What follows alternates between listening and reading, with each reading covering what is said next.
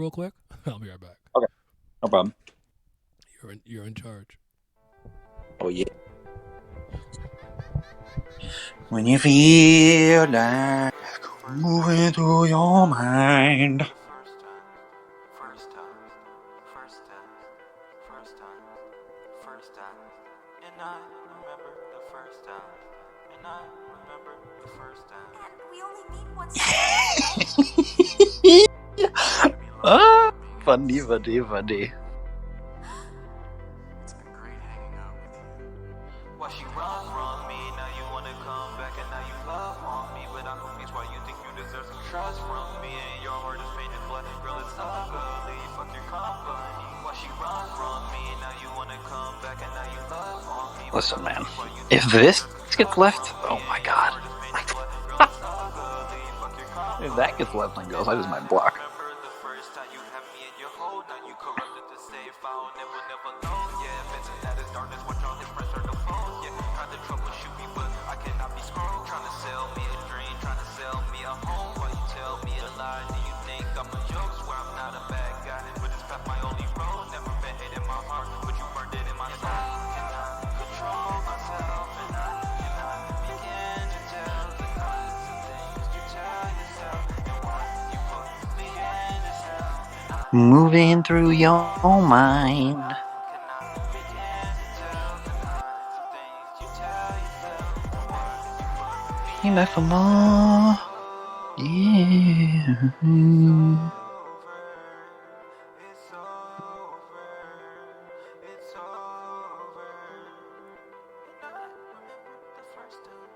And I remember the first time. here. You gotta leave now. Don't get mad at me.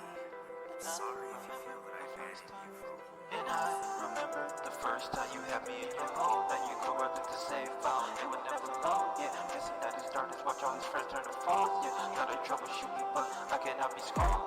Trying to sell me a dream, trying to sell me a home. While you tell me a lie, do you think I'm a joke? Swear I'm not a bad guy, but this past my only road. Never been hating my heart, but burned it in my soul. From me, now you wanna come back and now you love on me. But I'm confused why you think you deserve some trust from me. And your heart is painted black, girl, it's ugly. Fuck your company. Why she run from me? Now you wanna come back and now you love on me. But I'm confused why you think you deserve some trust from me. And your heart is painted black, girl, it's ugly. Fuck your company. Why she run from me? Why she run from me? And now you love on me. Now you love on me. Want some trust from me? Want some trust from me? But your heart's ugly. But your heart's ugly. Why you run from me? Why you run from me? And now you love on me. Now you love on me. But your heart's ugly. But your heart's ugly. Fuck your company. Fuck your company. I'm so old. Mm-hmm. That is indeed true.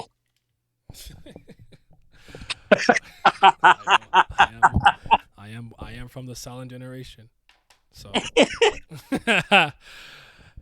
welcome to episode 8 of Views from the Watchtower. I think we're on episode 8, and I think we did like 5. I think the last thing we did was around the time the Batman came out. A lie, like right? The Batman. I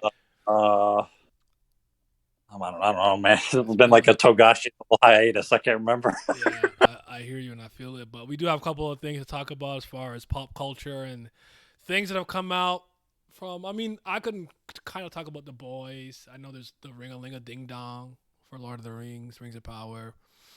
I mean, God, She-Hulk. There's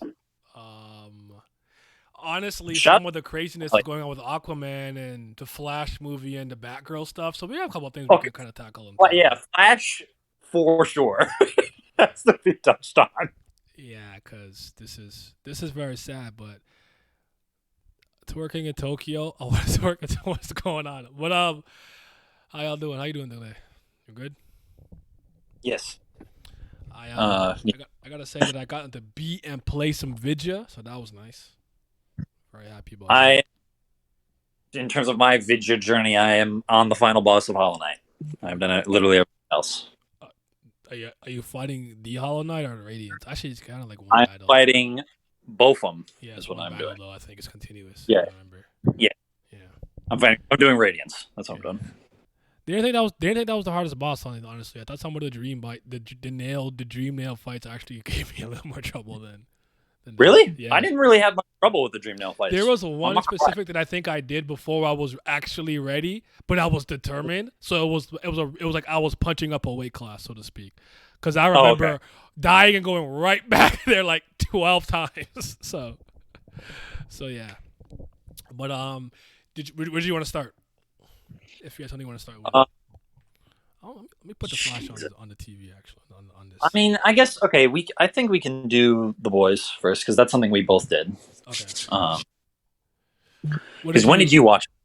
I mean, I'll be honest. Technically, there's 8 episodes, right? I think I have to watch the season finale, but I've always stood by this statement when it comes to The Boys specifically.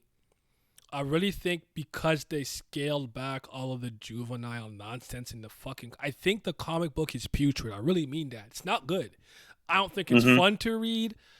I don't think it's even kind of like shock humor funny. Like I just think it's one of the most childish narratives I have ever read. Vaginal bombs, just I don't know. It just wasn't moving me. And I think because the show toned it down a bit. And obviously they've remixed some things and try to make it palatable and kind of make it contemporary. I think it works a lot better. And I agree with this with even the third season. With even the third season, I do think if you were gonna do the Hero-gasm, there's no way to really scale it back. But I was surprised that they even kind of even did it. To be honest. Yeah. What is this on? HBO or no Amazon Prime, right? Or what is it on? Yeah. Streaming service wise. It's Amazon. Yeah. Oh, okay. So. I heard the finale was made, but I only watched 7 episodes. Did you not like the finale? I heard the finale wasn't really good. Well, I will say I watched the whole thing, season 1, 2, 3, during DreamCon trip that I was on. Okay. I just the way I am. Even if I start something that's mid, I'll finish it usually relatively quickly. And I'll just give my thoughts on the general show. Like, I'd say The Boys is good, but not great, is the way I'd describe it. I think it does a very formally new concept in turning heroes evil on a broad scale to what is now a more cliche concept, and I think it's done that cliche better than most in terms of the show, is what I'd say. And that's just my general synopsis. In terms of like the finale, season 3 in general, it's like I don't really care. I didn't really care about what's happening in terms of those specific characters that were involved in the ending and that specific conflict. Mm-hmm. So it wasn't really moving me either. But I mean, it's like serviceable. That's the most I'd give it. But so far, I think it's a good show overall. I couldn't tell you which season I liked the most. But neither could I actually. Yeah. But my question to you was with this because like I get into these arguments with like my older friends in real life all the time because they'll be like, "Yo, you watch The Boys? Yo, it's the greatest superhero show I've ever seen," or whatever, blah blah. And I'm like, no, it's not. Like, how could you say that? Yo, it's where all to be killing niggas. I'm like, listen, that's not moving me. I like my heroes to be heroes. This obsession of deconstructing them and what if they were evil? What if they were in real life? They would just be scum of the earth and make them like that's. I really think for a lot of people, this is a new thing they're exploring. It's not for me. I've seen this for years, for decades even. Yeah. With the Justice Lords, Injustice, Soviet Union Superman, Ultraman, Owlman, Superwoman. Like I've seen evil versions of superheroes done a bunch of times. Or what if they had some big tragedy that's staved them off the original course? I'm so tired of this. It's not moving me personally. I think for some people, I don't know if it's because of the cynicism and the times we're in, but I'm like, ain't nothing gonna move me more than seeing superheroes be good fucking people, help people, sacrifice their mind, body, emotions, souls, and personal lives just to save one person. That what moves me. I don't know about you though. Well, I feel the same way. Very much the same way. Also, the evil Superman archetype thing is just I'm so over it with home. Yeah, I don't. But go ahead. when you put that type of character in the villain role, it gets to the point where it's like, okay, you can't. I understand sets limitations for the protagonist, but any villain should be doing that regardless of how imposing physically they are, to a point where it's gonna be like, okay, you have to really nail how you beat this character. Otherwise, it's gonna come across as unbelievable. And that's the risk you run with this type of archetype, in my opinion, which is usually why I don't like it. Because most of the time when I've come across it, it's a 50-50 coin flip in terms of how effective it's done when they defeat the villain. When they're like this. I feel it. Hello. Cause Miles. That's crazy. Hello. How y'all doing? You twerking for Wait. She-Hulk too? What's up, Oh, Miles? you done with Kuber? Yeah. Yeah, you've been. Yeah. Okay. My thing is, you should do actual Superman before doing evil Superman for it to hit for me. I think that's also a good point. Like, I'm gonna be honest. I don't think we've had that perfect, definitive live action Superman yet. No disrespect to Dean Cain and Christopher Reeves, and you guys know I like Tom Welling and like Henry Cavill. It's like each one of them, maybe for a time period or get an aspect of the character right. Like, I think Tom Welling's a great Clark Kent, but he's not. I don't know what type of Superman he really is, because the Smallville is the end of the beginning. It's about his journey to becoming Superman.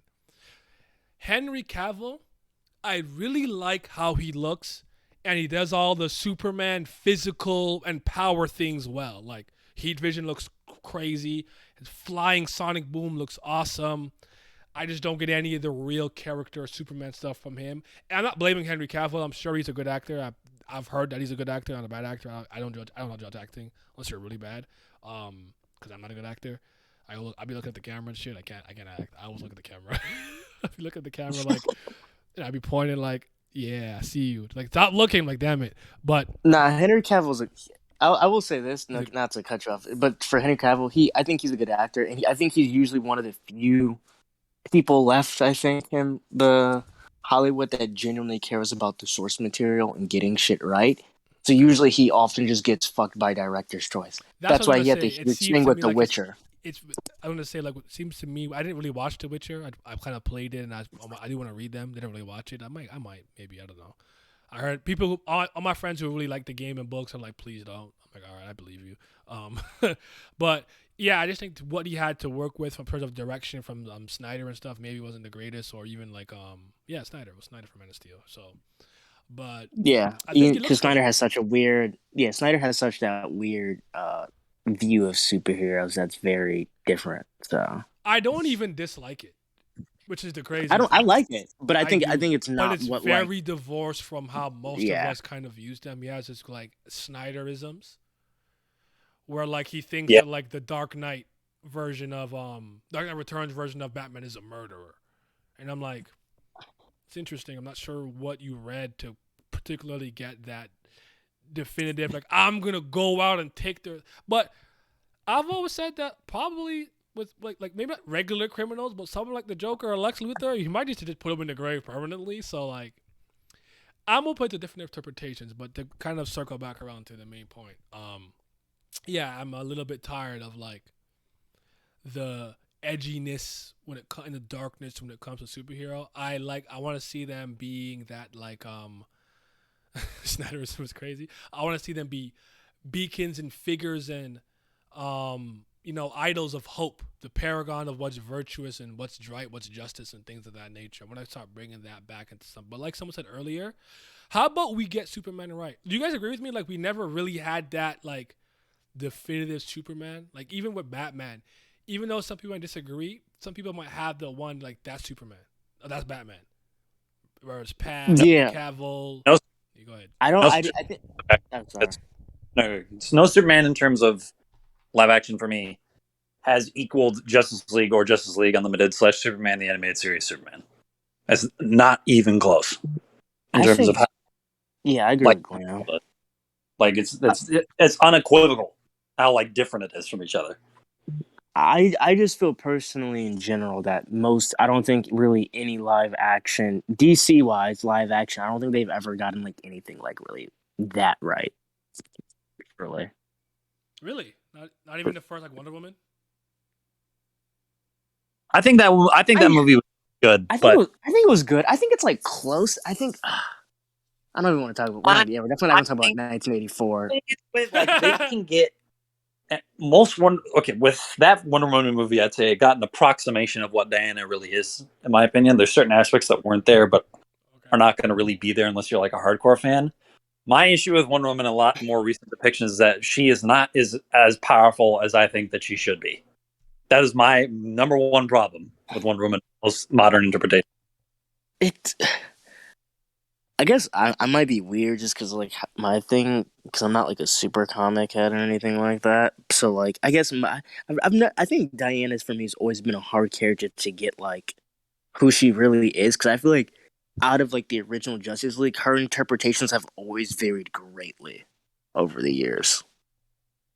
Uh, from like how bloodthirsty she may be to how more warrior like to more she wants to be a little bit more hero like and like so I don't know. I think there's a good mix of that in the Wonder Woman movies, you know, of that like Amazonian pride, but like her trying to be like a hero and do well during like World War II, was it? One, Or was World War One, and then kind of coming around with the Ares thing and stuff like that.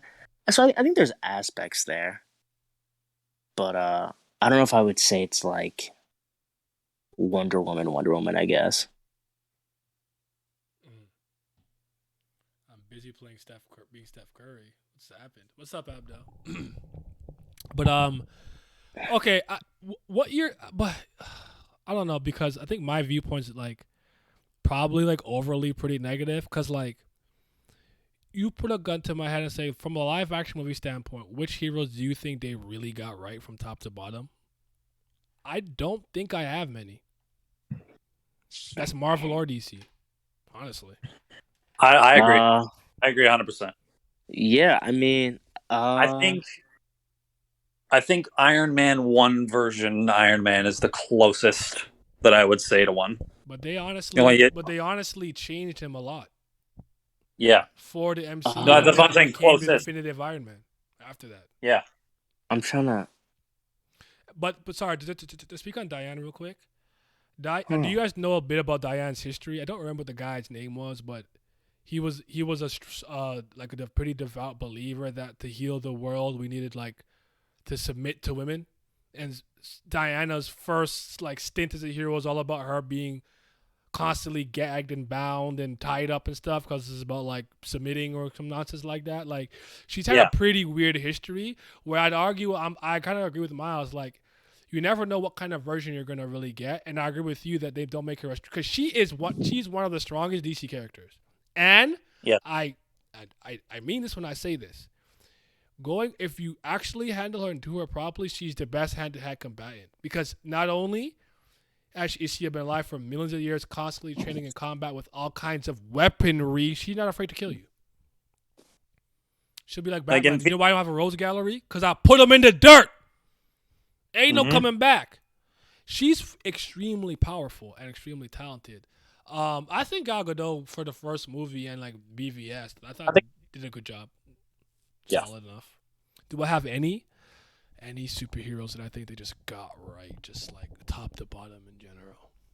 In terms of Oh, nailing, I don't think there's a single one I can Yeah, if think you're of. talking live action, I there's can't think of any. You could kind of sound them off, and let's see if I agree. I don't know. Oh, I'm thinking Captain America, but I don't remember.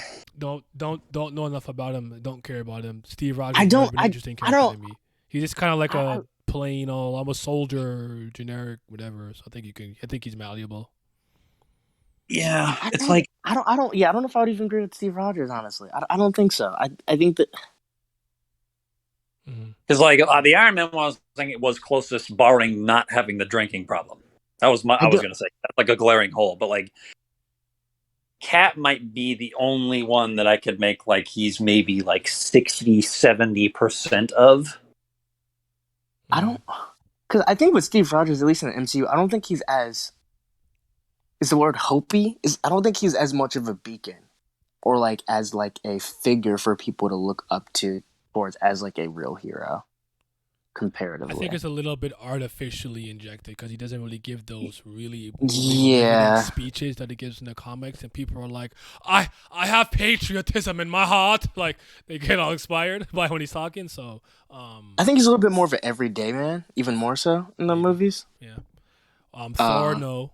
Iron Man, no. Thor, absolutely not. Hulk, I don't think Absolutely not. Hulk, in my opinion, with Mark Ruffalo, no. I don't remember that old like '08 movie that well. Edward Norton, just it was But- just Scream. It was just Scream Rage Hulk. So you'd have to base it off. It was like You have the, I'm in the boat you're in now with Captain America is me with Bruce Banner. Like I don't know enough Yeah. about outside. Hugh Jackman's just too tall. Wolverine, That's my only thing. He's just too tall. He is really tall. Cause Wolverine's like a 5'3", 300-pound Full-on. feral Canadian man. Manlet. He's a But- manlet. Still, I'd argue full-on no. manlet. Still no. X-Men, no. I argue no. Actually, maybe Charles Xavier might be the closest.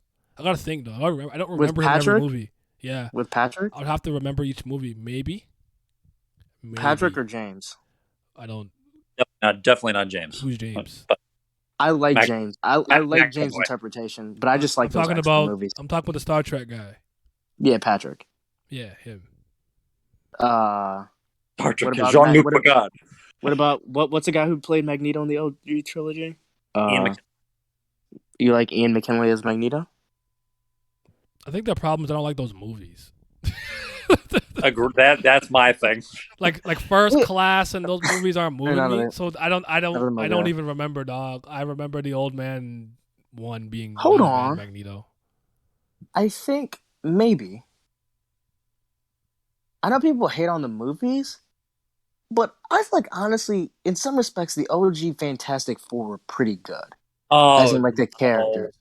Come I on, disagree. dog. No, No, Oh, especially Reed. No, it's just no, not even especially Doom. Doom. Yeah, Like, Doom. what? Was awful. Okay, we're not going to talk about Doom. Doom always gets Doom was all that matters. That's all I care about. Facts. I feel like Chris Evans was a I'd pretty rather good you Johnny fuck up the Storm. other four and get Doom right. I think Chris Evans was a pretty good Johnny Storm. I don't know. I don't agree. And I think the actor who played Ben was the Thing was pretty good. I don't know enough about the Thing. I do not pay I feel attention. like I do not those pay two attention to were the Thing. good. All I know is it's clobberin' time. That's all I got for you. I'll be very honest. Sue, The new I Batman like looks like he Jessica can Alba, become an though. accurate rotation in the future. I mean, it's possible. potentially. Hey, we're not going. But we're not You know there that yet. new Batman was good. We're not there You know what I'm yet. saying? My boy said, "I'm gonna be Hope." Wolverine's about 5'3" because of his adamantium is it exoskeleton because it goes over his actual bones. Endo. Is that what you say, or you just say coated and his bone is just coated in adamantium? It's just It makes him very heavy, so he's like 300 pounds of like 5'3", 300 pounds. Like nigga is a fucking tank. But yeah, he's short. He's tiny man. Hugh Jackman's like 6'2". I do like that. There's one small scene in Origins Wolverine where after he gets the surgery, he sits on a motorcycle. And the motorcycle sinks down into like the ground when he sits on it because that was the one. Yeah. That was like the one moment in that movie. I was like, oh, that's consistent. Love to see that. But then What do you- the rest. What do you guys that's think about Ryan Reynolds as Deadpool? I guess that one's probably the one then. I don't like Yeah. Deadpool, It- and I don't when care Nia about brought it Deadpool, up, so it's hard for me to be like, you know what I'm saying? Because it's not like I hate Wade. He doesn't interest me anyway. But from what I know about Deadpool, what I've seen and what I've played and stuff, I would argue that Ryan Reynolds is probably a pretty good Deadpool. When Nia brought it up, I was only thinking MCU and DC movies. I was not thinking Fox products. So Yeah. we're talking about as a former Deadpool stan. I can say Ryan Reynolds is the closest. I'm not going to say perfect, but it's like 90% of what. Okay. Okay.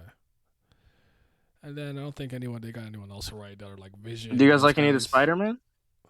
No. I Oh, you think don't? each one has some type of deficiency. So they're not so none of them are perfect in my opinion. I actually watched a video by I want to say his name was it was either like High Top Films or was it implicitly pretentious? I can't remember. It was one of those two. They did like a breakdown of what's the current one? His name again? I remember his name. The one who's dating Zendaya. I don't remember his name. I'm sorry. Tom Tom Holland. Like a breakdown of Tom Holland was actually in the MCU. He starts off as kind of Iron Man Junior, and through the identity crisis of losing Iron Man as a mentor and having to have the glasses of blah blah blah, by the end of the third movie, he becomes a Peter Parker that we kind of both like. We kind of like we know and love, and like that's him becoming his own man in person in Spider-Man. I don't know if I agree because unfortunately I don't remember all the movies that well. I don't remember them that well. I would have to rewatch all three and kind of analyze it and think about how it ties in tandem with Civil War and other moving parts of the MCU. It was an interesting perspective, though. I've never heard anybody say that, but Andrew was actually my favorite one, if I'm being honest. I like Andrew. I think Andrew gets a lot of hate because of the movies, but I think his web slinging is the best show out of all the Spider-Man by far. It's so good. His quips are the best too. Yes. Does Jonah Jameson count? Yes. You know what? They got Spider-Man. You know what? Yes, it counts. Boom. We got one. We got one. What I'm gonna. We got one. Nah, it's what you said. I disagree with the. I've never liked the Iron Boy Jr. thing. I feel like that's one of those things that people said and just stuck.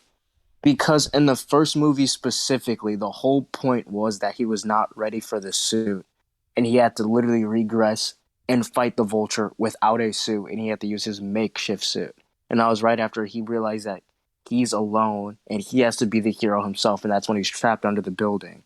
And he has to lift the building up. What issue? What comic is that from again? It's super It's a really old. iconic Spider-Man movie. Yeah, I remember. So that's why, to me, I'm like this. He was that from jump was never Iron Boy. Like he literally had to become his own person. I would argue that the criticism still sticks, but the character arc that you're speaking about is probably makes sense though, because he really was like a mini Tony Stark. He really was. I guess with me, because like Spider-Man is not one of in those the abilities. Yeah, Spider-Man is one of those characters that's like Superman, because I've grown up with them for so long, and Spider-Man was my favorite Marvel hero character for a really long time until I read Innocence Lost. Then X-23 kind of became that, and Doom with like Ultimate Alliance 1 kind of time period, right? So Spider-Man's kind of like third-ish. But I understand Spider-Man so intimately because I've grown up and seen him in so many forms, whether it's live action, cartoon, video game, comic book, whatever the case is. So when you remove certain things about his character that I greatly enjoy, it bothers me. He's a tinkerer. He likes to build and make his own shit. He make the web slings. I want him to design his own costume on an Iron Man level. I don't want the suit handed to him. I want him to make it perfectly tailor suited for himself. I want to see that shit. I want to see him doing this because he's very intelligent, right? So I think with having Iron Man, I know this MCU was introduced late. There was a Sony stuff, so you had to kind of remix things. So I'm not saying they did a bad job, but for me, that's Spider-Man. So me just saying, oh, here's this suit. Oh, by the way, it has this fucking AI in it that just tells you all this shit. It's like, no, where's the Spidey sense? I want the Spidey sense to tingle, and he knows.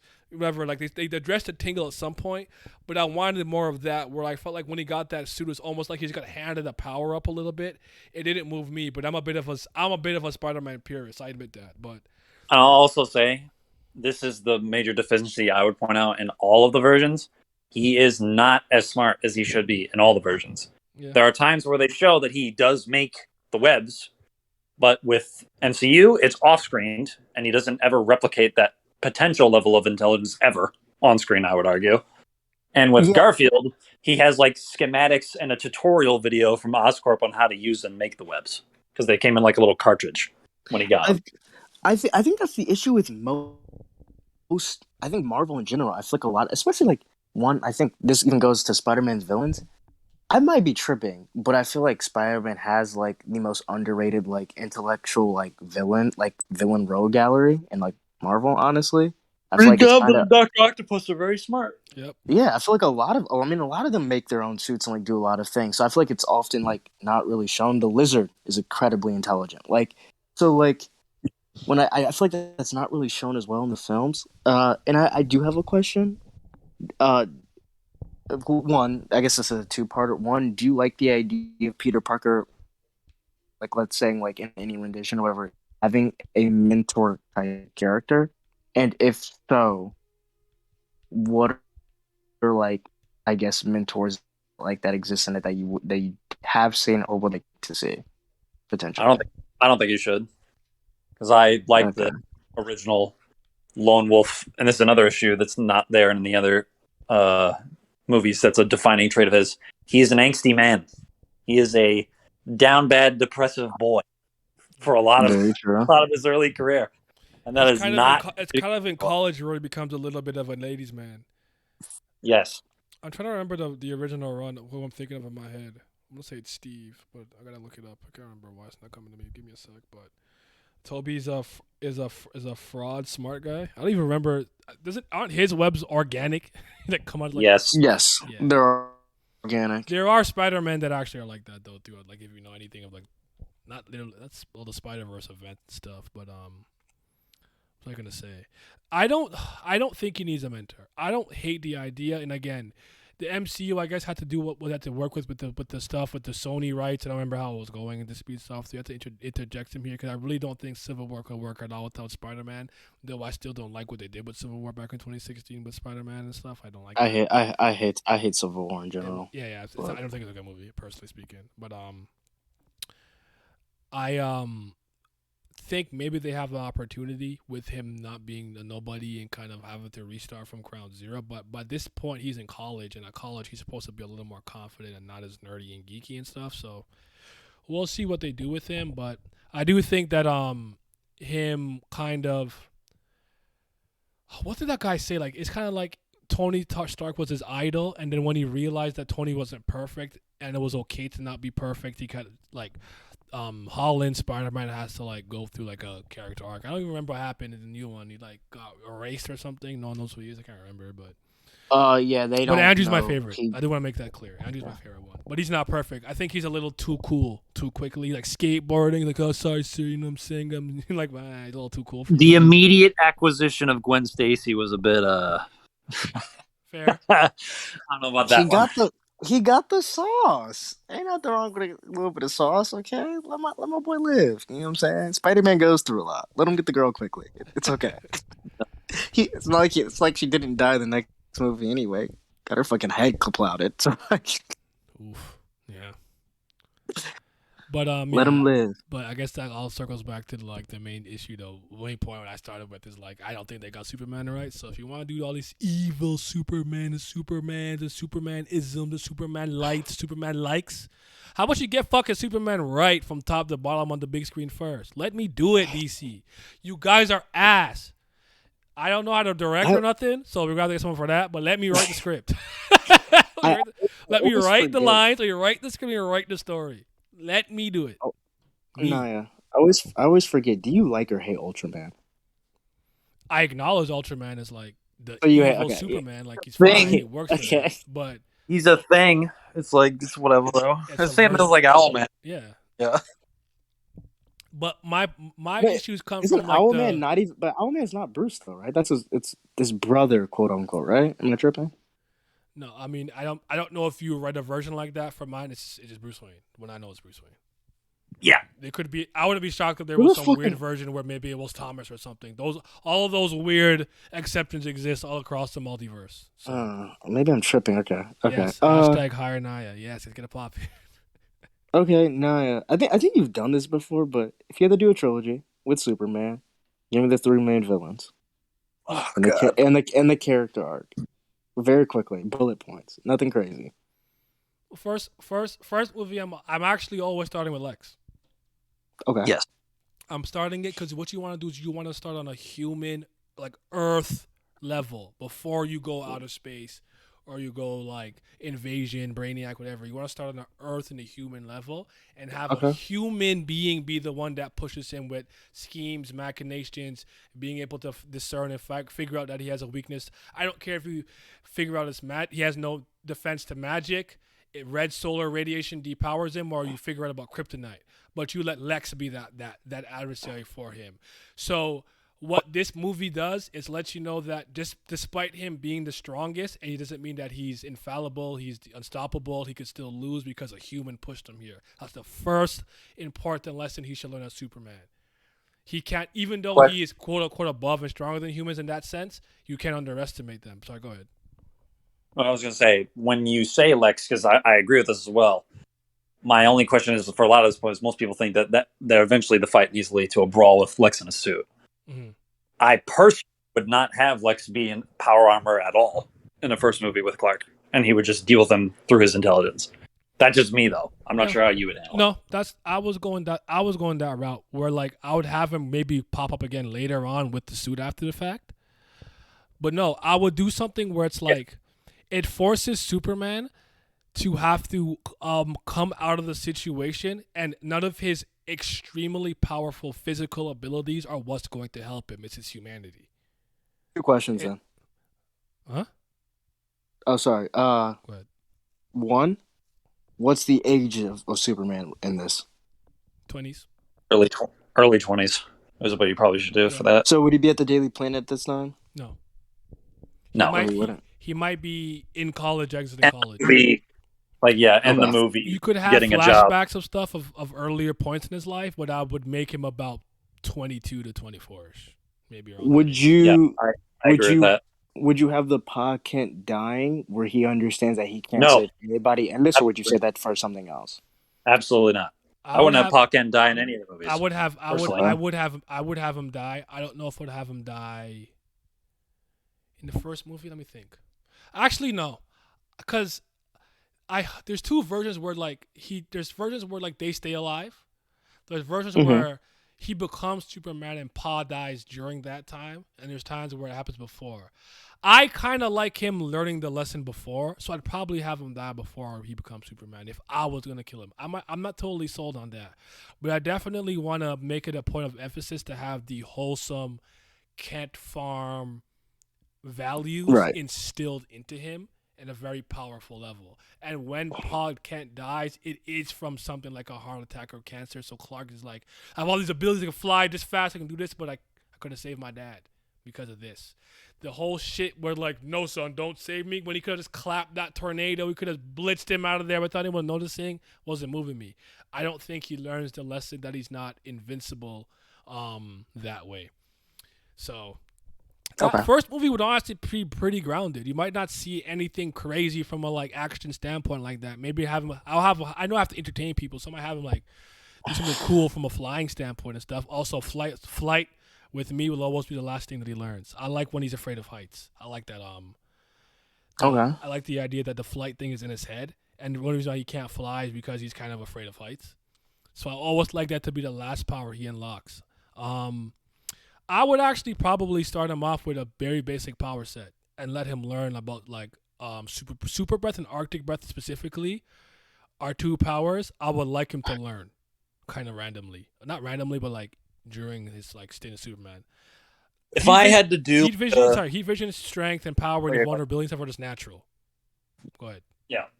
If I had to do an action sequence in a film like this, it'd probably be like disaster relief type shit, like planes falling out of the sky. Yeah, I don't know. Yeah. Whatever. Okay. And there's not going to be a super major physical threat for him to fight.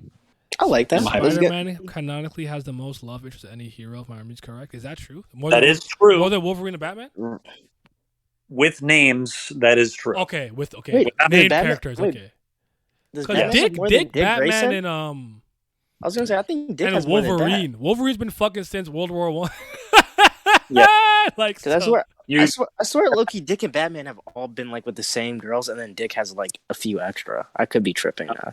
I think we might have seen more named characters with Grayson, but Batman, just to upplay the Playboy thing, he just slaps up random women all the time. He's always just beating cheeks. Yeah, like that, just to play up like, oh, I'm a billionaire Playboy. It's the same with Tony. Like he has clapped more women than Peter has in the verse, but Peter has slept with characters than Tony. In the verse, he's off screen. We power skill in sex feats. Yeah.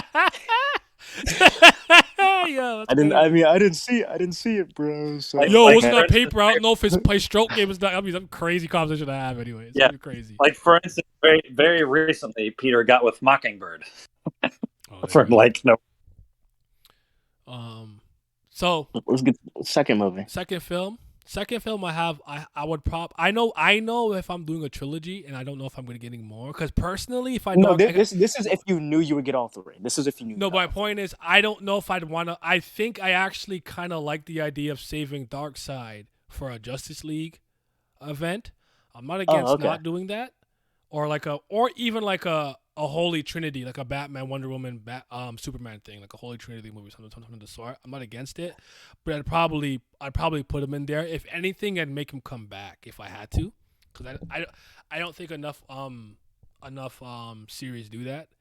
But second movie, I'm not. You'd be surprised to know that I'm not against bringing in the other Kryptonians like Zod and Feora and stuff. I'm not against using that. I'm not against Parasite, and I'm not particularly against Brainiac, but I think Brainiac would probably work best as a third act movie, as an invasion type of thing. But I think what'll be interesting, what I might do is I might plant, if I was going to use Brainiac, I'd plant the seeds for it in the second movie, but not do the thing with BVS where you spend so much time setting up the next movie, you forget to let that movie be its thing. But I like the idea of an off-planet threat that could contend with him physically coming to the planet. And the idea for me has always been the way that he beats the Kryptonians. If it's a kind of fight himself, let's not say it's like a bunch from like Kandor or something. Let's say it's like 3 of them at most. I got an idea for the off-planet threat in the second film. Okay. I got an idea for it. Okay, give me a second. So maybe it's Zod, Feora, and whoever miscellaneous Kryptonian want to throw in there. I like the idea that the reason that Clark ends up... I want Clark to get mixed the first time it's to fight any of them because they're fucking in the Kryptonian army. They've been bred for combat. And the reason he ends up winning or succeeding in the end is because he's been on Earth with his abilities and has a better understanding and control over them. Because they might just be like, heat vision, just like, destruction. But he might be like, you know what? Pinpoint accuracy, hit you right here, fuck up your armor, whatever the case is. And because he's been on Earth his whole life and has more experience points with his power set, he may not be able to beat them in hand-to-hand, but because of his power set, he wins like that. I've always thought of this one like that. But go ahead, Glenn. What are you thinking? I'm thinking Mongol and Warworld. That's what I'm thinking. Second movie? All right. Because I'm... Yeah. I don't dislike it, but how would you implement it? Like surface level, obviously, you have to go great detail. I might... Or later clans. And I might throw Lobo in, too. But, like, briefly. Not like an actual, like, just, like, world build it out, but a confrontation with Lobo ends up with Clark essentially being captured and put on Warworld. It would be. And I'd have Mongol be the threat, because, to be honest with you, I'm a little bit tired of mirror matches in live action. So I personally wouldn't use Zod. I'd have because Mongol is still enough of a physical threat, if not more so, than Kryptonians are based on like what species he is and who he is. Like you can do a lot with Mongol, and like that also builds out the world a lot and shows Clark there's a lot more to the universe than he knows about, and it's sort of like an eye opener for him outside of just his own people. Okay, I don't dislike that. So you'd rather kind of build the world through taking him off of Earth. I like that. That works for me. Because I'd probably do that in the third movie. Because personally speaking, I'd have him beat Darkseid on Apocalypse. Like I'm gonna beat your ass here on your home court. Go ahead. For the movie, I'd 100% make it Brainiac. But yeah, like his Darkseid, I think deserves Justice League main villain status. I hate to do this. I agree with you. The only issue only thing that I would make sure is that when the confrontation happens, it is Superman that is the one taking on Darkseid. That's his photo pick. Okay, as long as we got that cool. Like I'm not trying to see like Aquaman. And I would do like I would have Darkseid also humiliate Clark in the beginning of the movie for Justice League if I had that happen. Mm-hmm. And it might even be like a 2-part movie thing with Darkseid because he's just that fucking important. So I'm with you. I'd probably use Brainiac because I like the idea of through Clark doing what he's doing and stuff. He's just kind of gathering information and intel and on stuff like the metahumans. You might have his little like creepy crawlies around somewhere. So you plant him in the second movie. Don't do the most, don't do too much, but just make it known that somebody is observing. Even if one latches onto his cape or something, and it even goes to fucking war world with him, I'm cool with that. I have a question for Glam then. Do you, if based off what you said, then Glam, do you think it would be important for Clark to have some, unless he somehow finds it, like get that history with Krypton and stuff before he deals with Brainiac? No. Oh, I would have the Fortress be in the first movie. Absolutely. 100%. Oh, okay. So and the Fortress Okay. would Fortress would do it in a more traditional sense. He doesn't go to some fucking scout ship. He actually is sent the knowledge of the known universe. It's in the pod. He plants it in the ground. Back with Jarell and Laura something with him, and then he makes his fortress in the Arctic, and then that's how he learns. Oh, okay. Never Kryptonian mind. things like that. Never So mind. that's how. But like, if I'm taking the Fortress out of it, Miles, like there are plenty of interpretations where Superman learns about Krypton through confrontation with Brainiac. Yeah. True. So like you could easily do. I have collected the Kandorian world, no blah, blah, like, and then after like he can still relate that to him. I like him getting a interesting revelation, like maybe something about Kara Zor-El through Brainiac. You have a cousin out there. I think you could do something like that. Yeah. That's interesting. You can do something cool like that. I'm not against that. Maybe she's in the bottle. One of the captured cities that Brainiac tends to have, depending on what versions you're reading of him. But I would actually spend the first movie. The first movie is grounded. It's about being human, being a bit of an outcast because you are an alien, if you look human, blah blah blah, and him learning about his Kryptonian heritage and stuff, and being that bridge between the two worlds, being the best of Krypton, being the best of what humanity has to offer and stuff like that. I would have him walking around, traveling the world, and then learning stuff from Jor-El and stuff, and I'd actually even have it possibly cause a little bit of family issues where he's like, man, none of you my real parents, dog. Yo, my dad's out there in the fortress. I'm learning shit. Like, I'll do something like that. Even maybe even tie that into Jonathan's death. And when it happens, something bad happens to Jonathan, they weren't even technically on like the best of terms like that. But his dad always knew where his heart was, because I think that'll create some good emotional heartstrings to pull on. So I really like how he dies in Smallville. Smallville to me is the best way to handle how Jonathan was. I really like how it happened to him in Smallville a lot.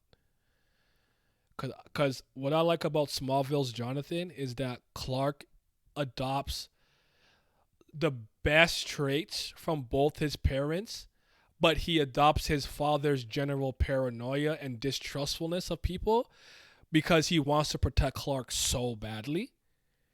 And when Lionel pulls up on him, his own heart gives up because of his fucking rage towards the Luthors. So if you guys don't know Smallville, long story short, the Luthors are the one who fake the papers so that they can have the adoption for Clark be kind of legal through like the government system.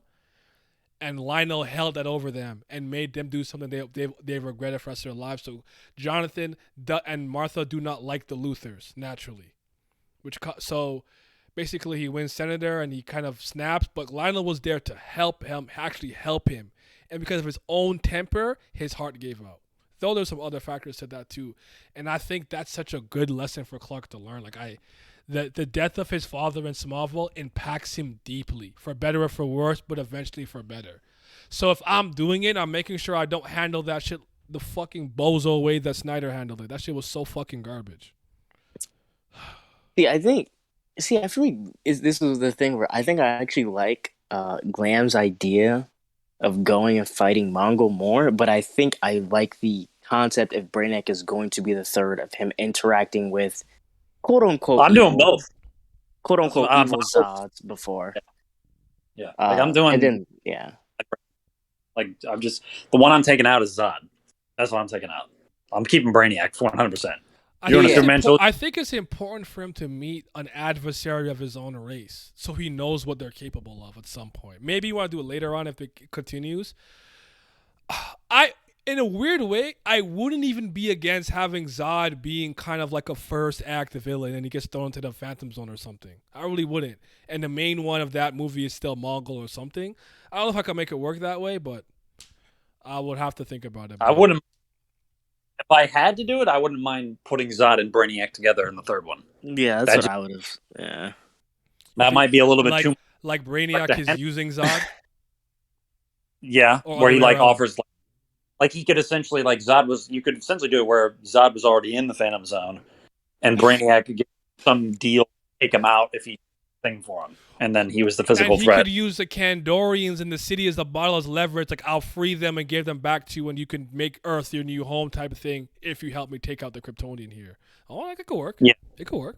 Like, I feel like it could also be interesting because if you have it grounded where he more so really starts his life off as a human, and he has to deal with the mental struggles, then you have the I alien feel thing, as you'd you be said in the tired with second. Zod, but the problem with me was sometimes is there's certain characters that live action, though I've seen them so much, if you haven't done them properly, I don't count it. I don't think they've gotten Zod right yet.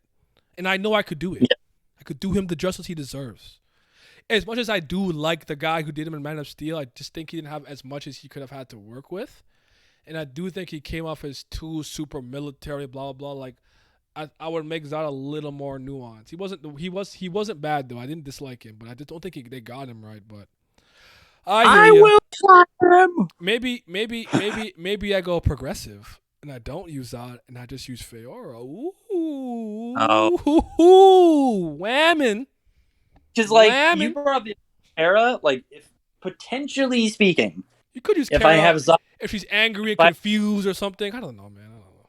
No, Go I'm ahead, saying Twerk, like go ahead, if though. Zod and Brainiac in the same film, I might have Kara help Clark.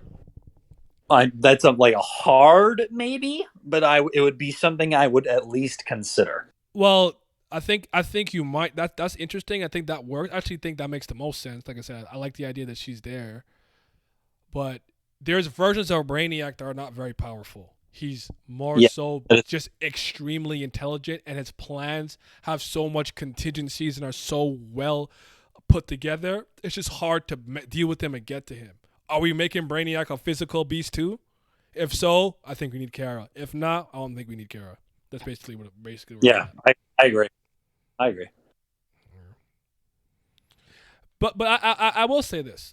Based off what Snyder had going initially, I still think what he could have done was, I think what he was doing could have worked. I think the biggest two issues is he was too horny for Injustice, and he was too horny to just cramming the next movie into his current movie. But I have two questions for you guys, because me and my boy was talking about this, and I'm like I think maybe a movie did do this before, actually. Now that I'm thinking about it, but anyways, with what DC was already doing with the DCEU, I would have just done Man of Steel, Batman v Superman. Let that be the movie, if you want to. I am sick and tired of Batman fighting Superman. It doesn't move me in any shape or form, in any capacity at this point in my life. But whatever. I'm going off what he already had going on. You do that, they make up in the end or something. Maybe you have Lex be the villain or something. But if you are still going to do Doomsday, personally, I would have saved them for the third one. My friend was like, what? My friend asked me, how do I like the idea of Doomsday being activated and the movie goes like to be continued? I don't know. But I've always said I would make the third movie, if you do Superman, then you do Batman and Superman. Instead of being horny to get to Justice League, you make the third movie a big deal. You call it the Holy Trinity, and you have Batman, Superman, and Wonder Woman deal with a serious threat, and maybe that's Doomsday. That's what I would have done. Because that could have been your kind of like, okay, you're gonna get Justice League, but before that, look at this dope fucking trio we have. The three kind of pillars of like the Justice League DC from back in the day, in a sense. Batman, Superman, and Wonder Woman.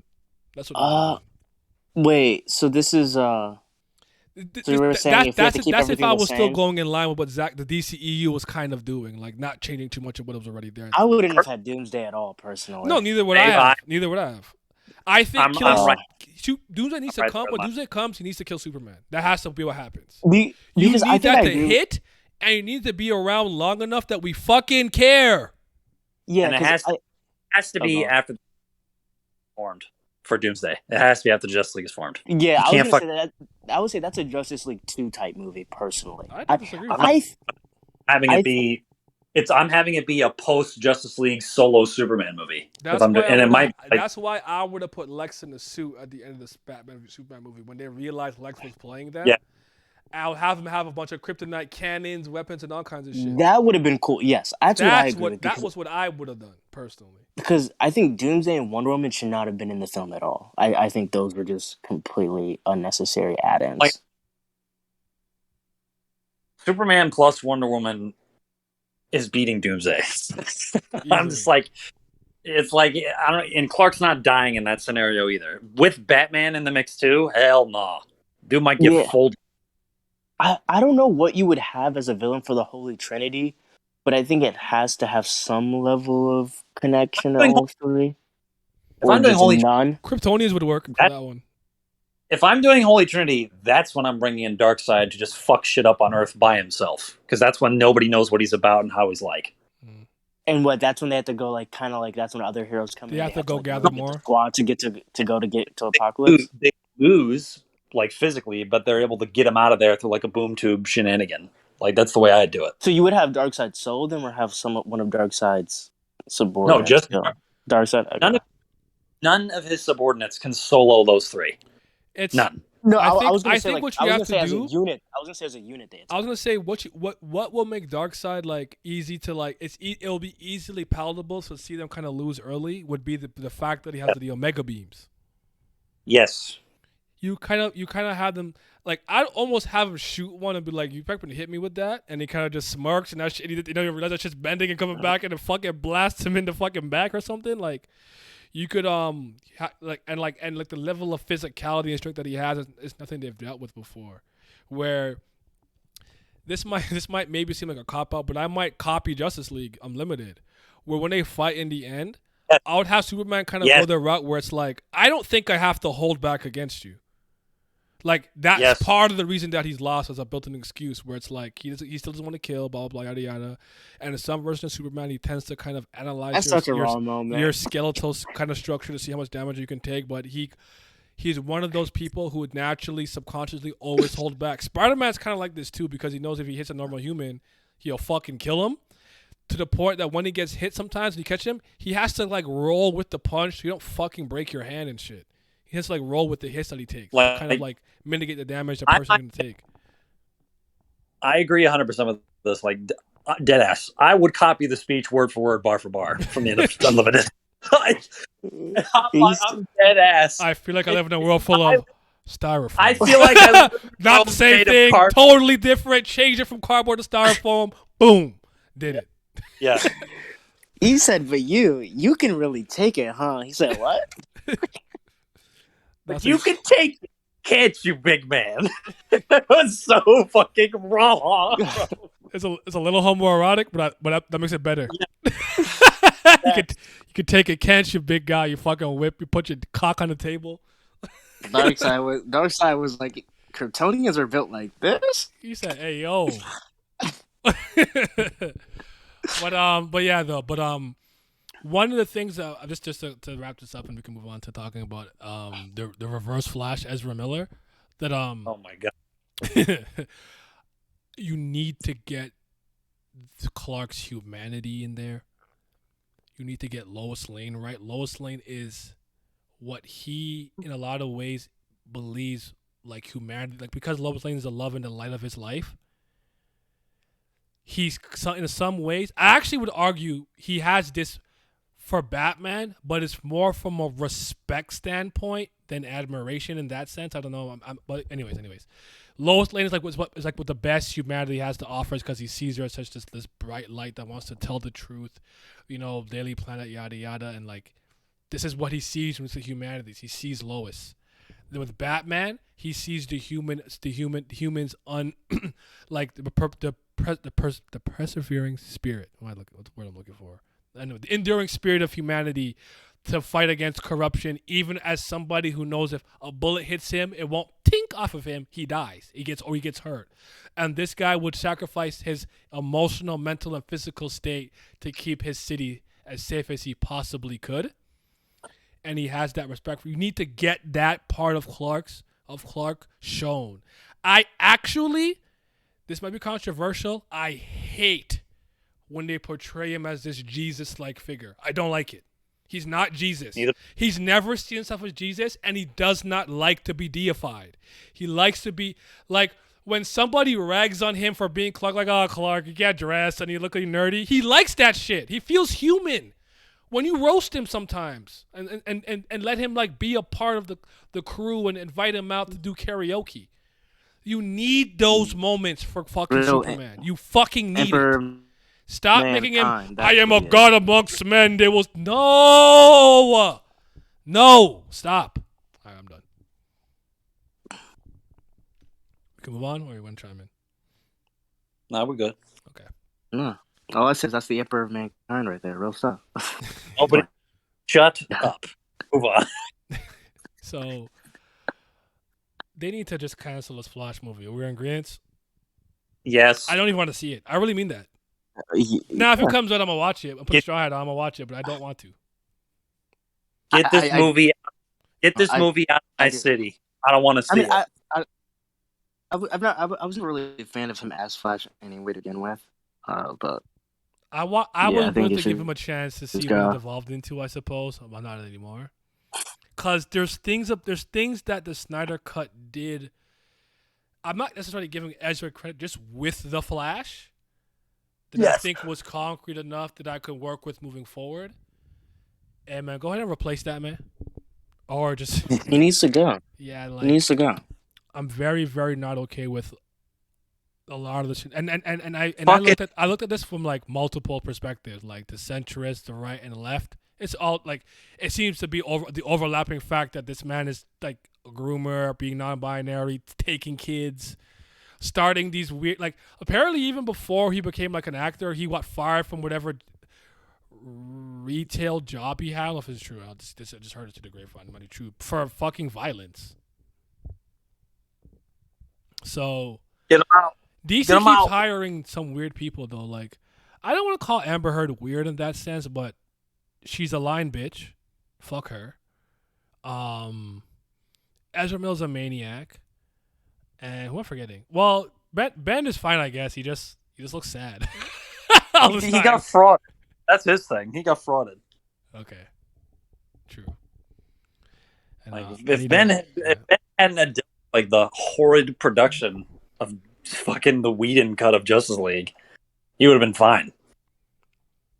Yeah, that looked to really bother him, because a lot of them Yeah. seem to really have liked what Zach was doing. they see. One thing I always give them, and this honestly it matters to me. Obviously, you can't take all of this for we can take it with a grain of salt. You can't take it all as the gospel truth. But when I hear like shit, what's his name? I almost called him Borg Life. Ray Fisher. Yeah. All right. Poor life. Borg Life. Just speaks so highly of him and stuff. And then I see the media just, this movie stinks, suck. I'm like, I tend to take what they say holds more water to me because they have a personal and working relationship with the man. So what the random person on the internet is saying doesn't really move me to that degree. That being said, I have put my cape on for Snyder on many occasions. Don't think he's perfect in any capacity. I just think people overdo it with him. I don't think he's a bad director. Maybe he's a nuanced taste. Sure, I don't know. I think he's a good director. Personally speak. Go ahead. I forgot. This is news as well because I don't know if you've seen this, and this is also bolstering the Affleck take. Dude's gonna be in Aquaman 2. I didn't know that. Him and Momoa were caught on set in the Warner Brothers studios filming it by a Warner Brother tour, and Jason Momoa's like posted a video. I was like, "Well, surprise is spoiled. Ben's gonna be in the movie." So he's literally in another DC project. It's just that he doesn't want anything to do with like the main license. And I think just because I think all the actors had fun with each other when Snyder was directing. Yeah. Shit. I didn't know that. I don't know. I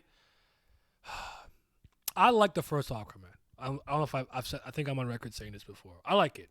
I think the script makes my balls itch. It's a horrible script. It's got some issues, but I really think it's a visual masterpiece. I think they got Ocean Master right, and there's a lot about it that I just really, really enjoy. I worry about this movie. Is James Wan still directing this, by the way? I don't know. Yeah, I think he is. Okay.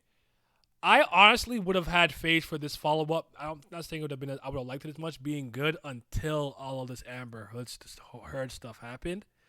Because it looks like they're gonna have to start just changing, moving around, remixing stuff like all willy nilly quickly, and I think it's gonna mess with it. I don't think it's gonna be good. What do you guys think? I'm down on it right now. I mean, you're talking about the Flash movie or the Aquaman movie? The Aquaman movie. I think DC is just. because I'm Amber sad. Heard Like, probably was I probably a love DC. significant part of the movie because of like the relationship with them. Excuse me, what the fuck, man? With rowing. Hiccups? That's not manly. Oh my Hiccups gosh. aren't manly. I don't want that. Go away. He said, "What the fuck?" I don't have high hopes for the movie. I don't have high hopes for really any DC project. Like I I'm not- genuinely think I'm not we gonna have to lie, just dude. scrap Like, it all. We just have to pretend it doesn't exist and start anew. That's what It's we really just have to really- burn it down. It's really hard for me to see a scenario where an Aquaman sequel is good when you've already done Ocean Master, and I just don't trust Warner Brothers to do Black Manta enough justice to like justify a sequel. That's just me though. Like I can't see a scenario where it's like I'm sure Momoa will be good and like fine, but like everything else, like what do you get? Yeah. You've already done in the first. You've already brought in the trench in the first movie. You've already done with Ocean Master. Black Manta was already in it, so he's kind of old news at this point. Like you've taken out basically his three major villains, unless you're gonna do like the Crown Comes Down storyline where he gets deposed as king and there's a coup, which I doubt they're gonna do. I don't know. I don't know the guy who was playing Black Manta. I like him. He seemed to really fit the part well. Yeah, He's good. I'm just saying, I don't know. Marif. I don't know. That guy I love right? him. He's a good actor. It's He's a good actor. He's a really good actor. I'm just saying, like, I don't know if they're gonna do the character justice in a main villain role in a sequel. That's my worry. I'm trying to think. Has most villains in DC, right? They're not usually weak. Have they? Do they? I feel like they always try to pull out the big guns where the heroes have to fight a stronger enemy in DC. Am I tripping? Yeah, Abdul Mateen too. The second. Sorry. I don't think they have the. I don't think they really ever had the heroes punch down in DC yet. I'm just think. No. Wonder Woman had to fight Ares. Green Lantern's trash, but he had to fight Parallax. Superman had to fight Zod. Batman. Well, Batman's human, so I guess with him, it's whatever. But and that was Batman. But that was Batman vs Superman when he first came in, and that was fucking Superman. And then Doomsday. I don't know if they have it in them to punch down. I feel like they Aquaman fought Ocean Master. To me, that's an admittance of you not having the writing chops to be able to create an interesting villain that can't punch one guy through 55 buildings. Yeah, but I think on the other side, what I will say about DC is I think one of the few things they get well is I don't think they try to ground it too much, which in some ways is bad. But in some ways, I think they really let the scope and power of their heroes really show. Yeah. Such as in Justice League with the speed of the Flash and him really reaching speed of light and the effects that has. Or even like to this day still, Zod and Superman really felt like what two Titans should be doing. Feora and Superman. Yeah, that shit was clean too back in the sound. But I remember standing up when Zod and Superman started fighting in 2013. I said it 6 times in theater. I said, "Nigga, that's what I'm saying." I'm shaking my boy. They swapping hands. They go crazy. Yo, I was there in all Superman gear, cape, everything, bro. It's crazy. I all the fight scenes in Man of Steel are embedded in my brain. Yeah. Superman getting his shit kind of waxed in the diner, and then throwing her out and fighting, and then the other big Kryptonian jumps out and just basically body slams him. And Clark tries to get up, and he grabs Clark's cape, throws him down, and Clark's like, when Feora weak son of killed all those, unsure of yourself. When he killed all those humans in quick succession on the street, doom. Yes, and she's like, a good death is all reward. I said, oh my goodness, they're dead. She punched a hole through all their heads. They're gone. Their bodies, they're destroyed. I'll never see them again. Like it's. Yes, sir. Feora was That's- low-key my MVP. I won't lie to you. What's going That's on? to me. That's why I love like that. Even with Aquaman, as you said, visually it's really good, but their effects underwater were almost perfect. I don't even Like it understand how really they felt did like that. an underwater fight. Yeah. And I like the first fight better than the second one personally. Because I feel like the second one was far more of like a culmination of getting to this point. But the first one where they're in the underground stadium and they I agree with both you. pull up, oh, and they're just swimming They're and fighting. I'm like, bro. I wish one gripe with that is that I wish that the talking to fish telepathy was not a thing that didn't get used until the very end of the movie, Mm-hmm.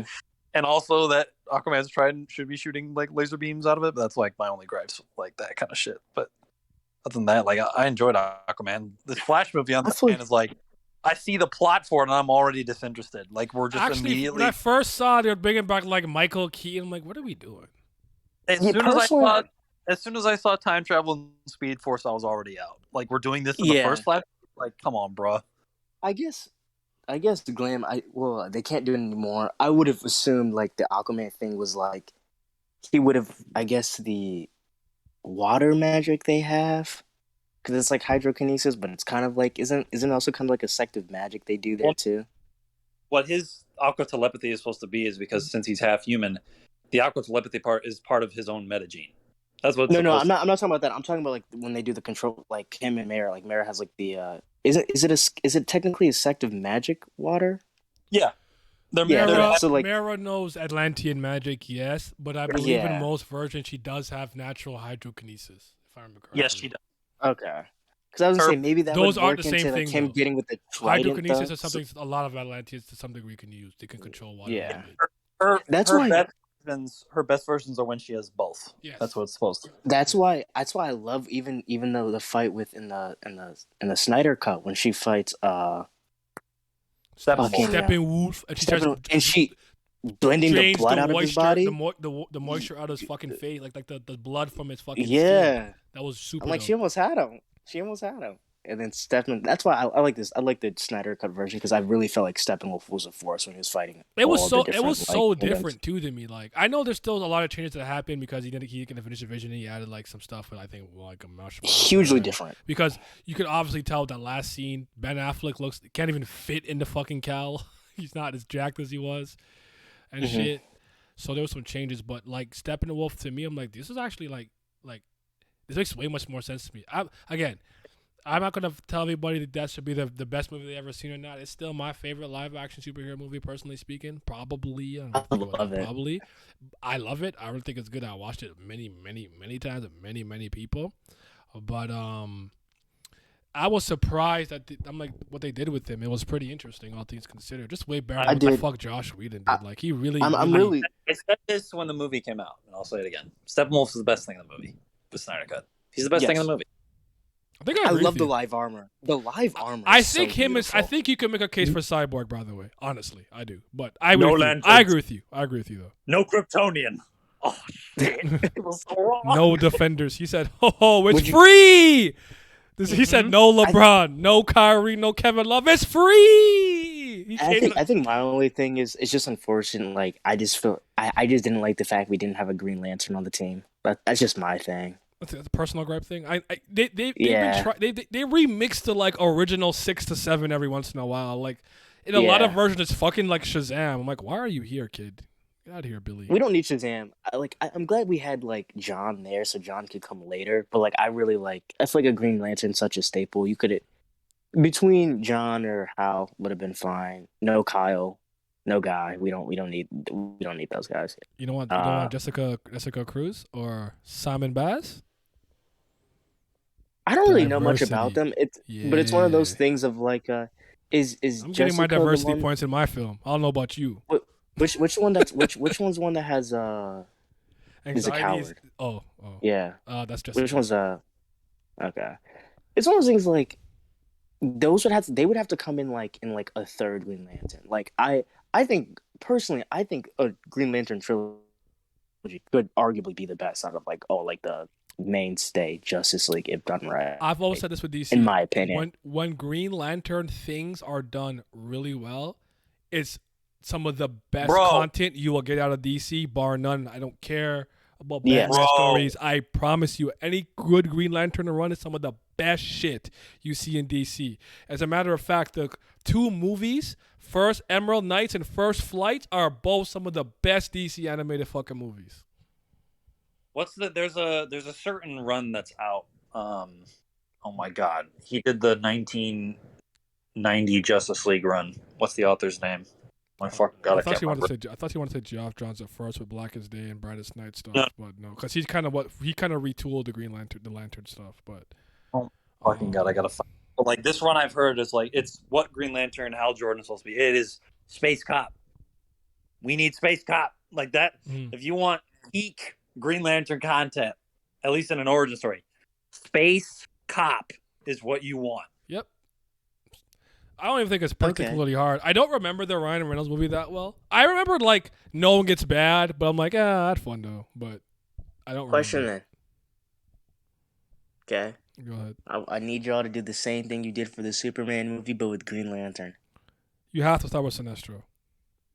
Okay. Grant Morrison. I just remembered. Well, there it is. You remember Grant Morrison? I couldn't remember it. Grant Morrison, Green Lantern. That shit's apparently gas, and I need to get on it. I don't. Why can't I remember Grant Morrison specifically on Green Lantern? But no, I like Grant. Grant has some good stuff. Yeah. I'm not a Grant fan to that degree, but War of Light is Raw. Amnaya, as we say, horny for Sinestro Corps War. No, like So, I could. No, I'm not entirely sure. Like I could see myself building up to a confrontation with like a Parallax type or Sinestro. Personally speaking, more often than not, I'm a fan of keeping the first movies of these things pretty like don't do low-key. Too much. So I would plant the siege for Sinestro, obviously being dissatisfied with the Guardians, dissatisfied with the power of the Green Lanterns and what's going on. And even if it's like an after credit scene or whatever, just the fact that he's looking for the yellow element or whatever, I would have that be prominent without the first film, maybe. Maybe I don't have them fight in the first movie, so to speak. I wouldn't. I'd have Sinestro in the second. Maybe the second honestly, one. Yeah.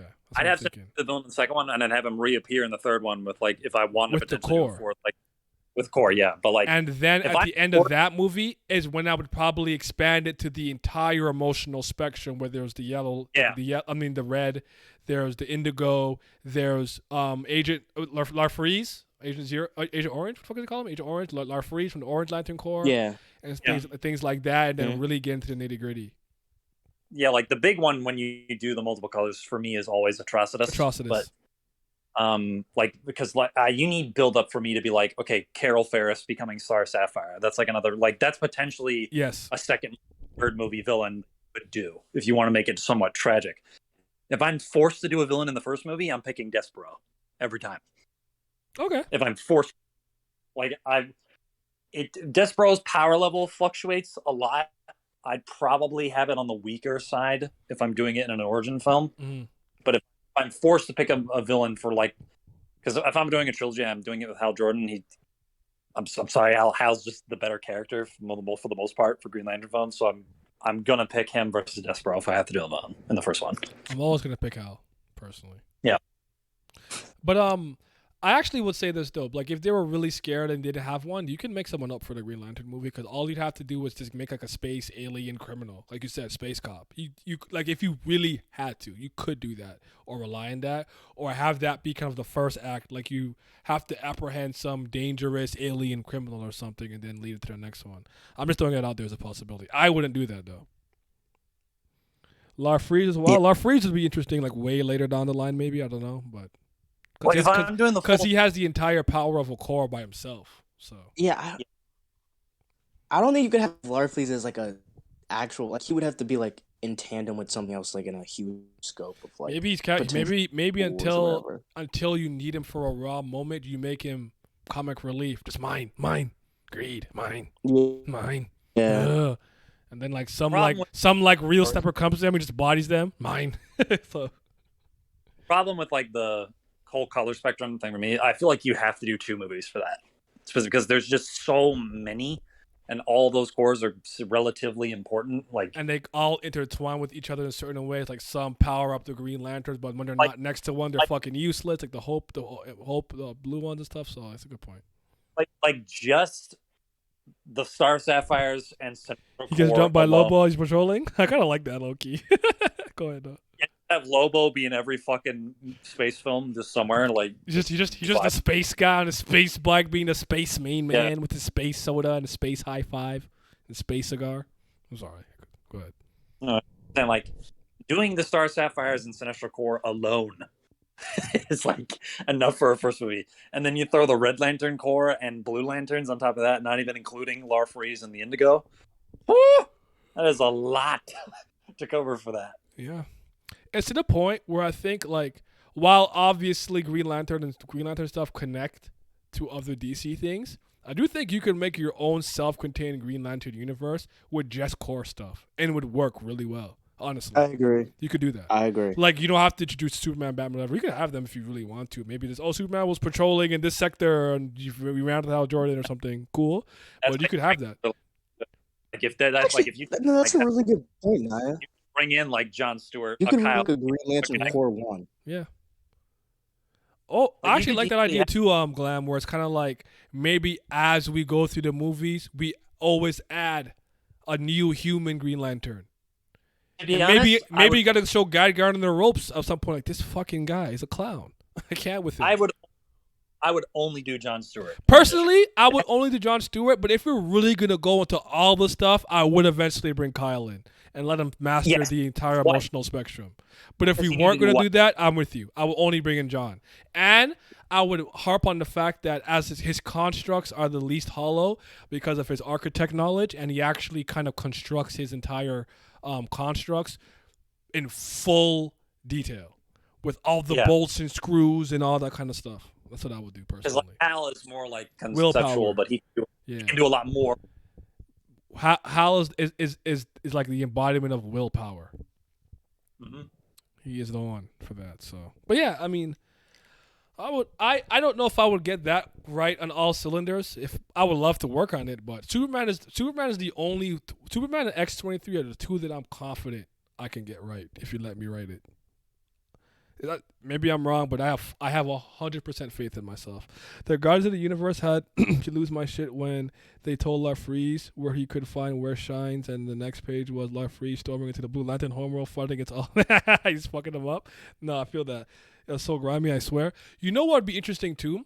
Have you read any of the new 52 stuff with like Val Throom, the first like Lantern or first like stuff, and like the what were the Manhunters that the Guardians of the Guardians created before they created the Lantern Corps? Shit, The regular Manhunters? They were like these they're like these like really powerful things, and they gained like sentience after they deactivated and stuff. There was some actual. I have to look it up. I think Vol Thum was his name. I'm gonna find it in a second and pull it up here. I think he was like the first Green Lantern, the first Lantern or something from the New 52. They actually had some good stuff in there. I might actually sprinkle some of that in there. I kind of like the idea of the Third Army Rising. Whatever the original Green Lantern Corps was could be the first thing they have to like deal with. But let me just make sure I got that right. Vol Thum? What was his fucking name? Vol Thum the 52. Why is it specifically in Batman? Ah, yes. So when Krona conducted his mad experiment to see the beginning of the universe, Volthoom arrived in Universe 0 from Universe 3 and informed the Guardians of the Universe that he came in peace, showing the Guardians the emotional spectrum. Volthoom bathed in the first light of creation and became the first Lantern by putting on the very first power ring. When the Guardians probed him to share his power with others, Volthoom refused and killed millions. Volthoom was even able to resist and defeat the Manhunters. I have to click on that again. Prompted Volthoom to realize the Guardians had turned on him, and blah blah yada. I think he could work actually. I could repurpose him. But anyways, let me not go on a tangent. But yeah, that stuff was. I remember that being a really good run in New 52 because there's very little of the New 52 that I liked. So what I did like was moving me. Yep. They were called the Manhunters. Actually, okay, yeah. So I was right. Yeah. So you know what I'm talking about then. You know what I'm talking about. That was a really good run. I remember all those being really intertwined. I think these are really good back-to-back Green Lantern arcs. Like I said, when you get good Green Lantern content, it's some of the best shit you're getting in DC. I'll stand by that statement for the rest of my life. Yes, sir. Okay. Did anybody here peep the Ring-a-Ling-a-Ding-Dong at all? The token stuff, the Lord of the Rings Ring of Power first episode or second episode. How many are it now? If I speak, Did you see it? but if I speak, regardless. What about you, Miles? I plan on watching it. I haven't watched it yet. Okay. From what you've Oh, seen Vince through the is watching. grapevine, I Vince- guess, Vince is anything happy. looking intriguing, or you're not moved? Absolutely not. They're gonna call you a bigot and all kind of nonsense for that. Listen, man, these casual idiots can suck up all this fan fiction that they want. This shit's lame as. I feel it. What about I almost said Rings of Power again. The shit, House of Dragons. I Nah, like it. You like it? I really enjoy it. Speak on it. You're the one who's seen it. Like I have to blind you. I'm not watching it. Oh, my fault. I guess what am I supposed to say? What do you like about it? What's good? Is it? Cause I heard D&D are out. They're not doing it. They're not writing it. They're not. Or Yeah. the project. And is this actually a prequel to the Game of Thrones show, or just a prequel in general in terms of things like events that happened? Both. Yeah, because it's based off a book. So the book is set 172 years before, or 147, one of the two. It's like year 106 AD. I don't know the lore. So it's like 100 years after Aegon Aegon the Conqueror. and watch the show. That's all I got for you. Did you watch all 8 seasons? Yes. It's like 100 years after Aegon first came over. Who's that Aegon again? The Mad King? Aegon the Conqueror. He's the first Targaryen. Aegon the Conqueror. He's the Targaryen that came over and took over Westeros. Targaryen. Targaryen's is the damn. Targaryen is the house that owns the dragons. Oh yeah, I was right then. I was thinking of the right family, like Daenerys. There you go. Okay. Yeah, Aegon the Conqueror. Shout He's out the one that rode Balerion the Black Dread, the biggest dragon that ever lived. All I gotta say is head was the size of a carrot. Yeah. Shout out the Chungus. That's all I gotta say for that. Yeah. It's acting, really directing, story, writing. Like, how you feeling about it so far? Dialogue, very, very good. It's very reminiscent of like old school Game of Thrones and people like that. I think it's a little bit more cut and clear, right? About what's really happening, on the scenes, who's doing what, how people really feel. So I think it's a little bit easier to follow, which I think is honestly good in the grand scheme because it's a little bit easier to follow, but it still has that Game of Thrones feel to it, which is nice. Acting is really, really, really good. All in all, I think the only acting that's probably a little off is maybe some of like the really, really like two people, but they're like really, really young, so it's not that deep, and they've only had like one or two lines, so it's not a big deal. But other than that, overall, acting's really good. The cast isn't like really expansive as like you would have seen like in the beginning of Game of Thrones when there's only 3 episodes because it's like House Targaryen really and how they're like dealing with like Viserys, who's like a weak king. The sets are beautiful. They have the money. They have hella bread now. Sets are beautiful. The dragons, amazing. It seems they're extending past the to make more like quote unquote dragon species. Because if you remember in Game of Thrones, Drogon and his brothers all look damn near exactly like, but just reskins. So they've actually changed what dragons are. I think in the books there is no actual separate subspecies of dragons, but I think the showrunner said they changed it to make it that there's 3 dragon types now: T-Rex shaped head, horse shaped head, and then wolf shaped head. So there's like the 3 main types. The ones that we've seen so far is Caraxes, who is like this kind of like he's like a deformed dragon, so he's like super thin, really long neck. He looks sweet as fuck though. I think there's like a few others we've seen, but all in all, I like the direction. It's really about like who's going to become the next ruler of the Targaryens, and of course you have the Game of Thrones play with that and like how we're doing it because like Rhaenyra, who by all accounts should be the next up, is a woman, and it's never been done before. So there's issues with that. But I think it's really good. I think it's very, very interesting. I love the politicking. I love the action. I see nothing wrong with it so far. It's very entertaining. It's funny as hell still. If you had to sell it to me, do you think you could or not? I just don't care. Uh, like I said, it's gonna depend. And I guess how much did you actually enjoy like the beginning of Game of Thrones?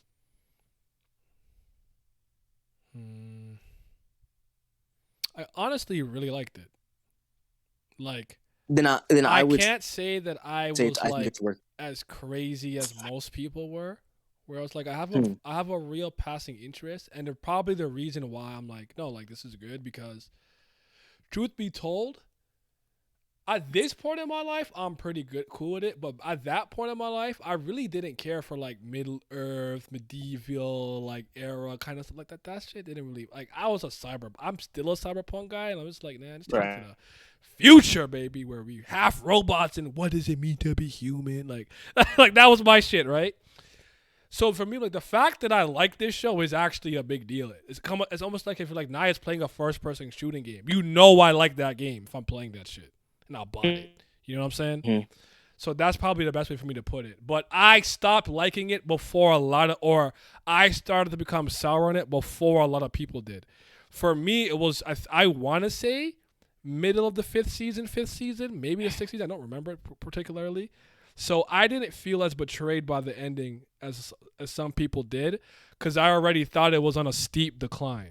But I will always say this: I've never really voiced it, and I never made a big stink out of this. What they did with the frost walkers, night walkers, White Walkers. White Walkers. Man, that was egregious. That was awful. I can't believe that to me was like the most dangerous unknown faction or army or whatever the case of all things happening. Arya come with her little fucking dagger and they all die. That shit was so ass. Because for me, if you had just gotten that and did that justice, I probably wouldn't have cared about everything else after the fact. I'm like, you couldn't even give me this. I'm like, y'all in the mud. So. Oh, there's multiple issues I have with the last season, but 7 and 6, I know I didn't like either. Like yeah, that's usually where the decline goes because the first 5 were based off the books, and I think that's also where George R. R. Martin also kind of like left working like relatively. I don't think he worked like super closely. I think he's actually working closer with the House of Dragons than he did with Game of Thrones because I know he actually really likes the Targaryens. I wonder and I think why Daemon's his favorite. Yeah, and Because- Daemon's his favorite Targaryen. Go on, Eli. I was like, maybe it's because that other shit flopped because you weren't involved. Yeah. So, I think there's characters you attach yourself to. I think this one also does a very good job of presenting great characters in the sense of like, even if you're not going to agree with some of the decisions these guys made. I mean, it's only 3 episodes. I think you can come to understand why a lot of people are doing what they're doing, which I can appreciate. And I think Rhaenyra, who's kind of like the quote-unquote main character, she's the daughter of the king. I love her. I think she's a great character. I think you would enjoy her too. And then Daemon, who's the brother of the king. Also a great character. Bloodthirsty as hell. Kind of fucked up in some ways, but he does have a deep love and respect for his family that I like really enjoy seeing on screen. And I actually like Matt Smith as an actor. So I don't know what that is.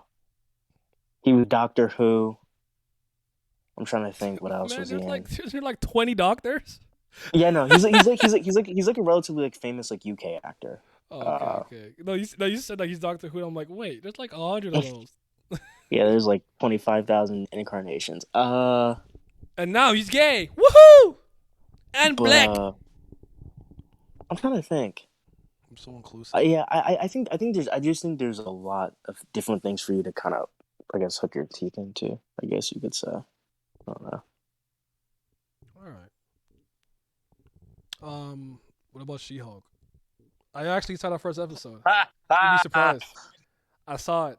That's kind of a lie. It was on out of like a barbecue that I was at. Somebody was watching it in their room, and I would pop my head in there once in a while, just kind of like I was kind of curious to see how much of a train wreck it was and stuff. But I've personally never seen CGI that like jarring. Like it's like a really shitty like video. I can't explain it. I don't like it. It bothers me. I don't know. But truth be told, as much as I think it's not good and it's bad and everything that I see seems ridiculous, I don't have any strong feelings about it to that degree. All things considered, like I don't actually give a fuck because I don't like these characters. I don't like She-Hulk. I don't like Hulk. I told you guys this already. This whole spiel, but I gotta be honest. She-Hulk. I gotta be honest. Hold on. I Go ahead. want to be clear about this point. It was fucking hilarious to me. But all the whining and bitching the media did, and oh man, we all hate the show because we're men and this and that and all this whatever, blah blah blah. You know how it is.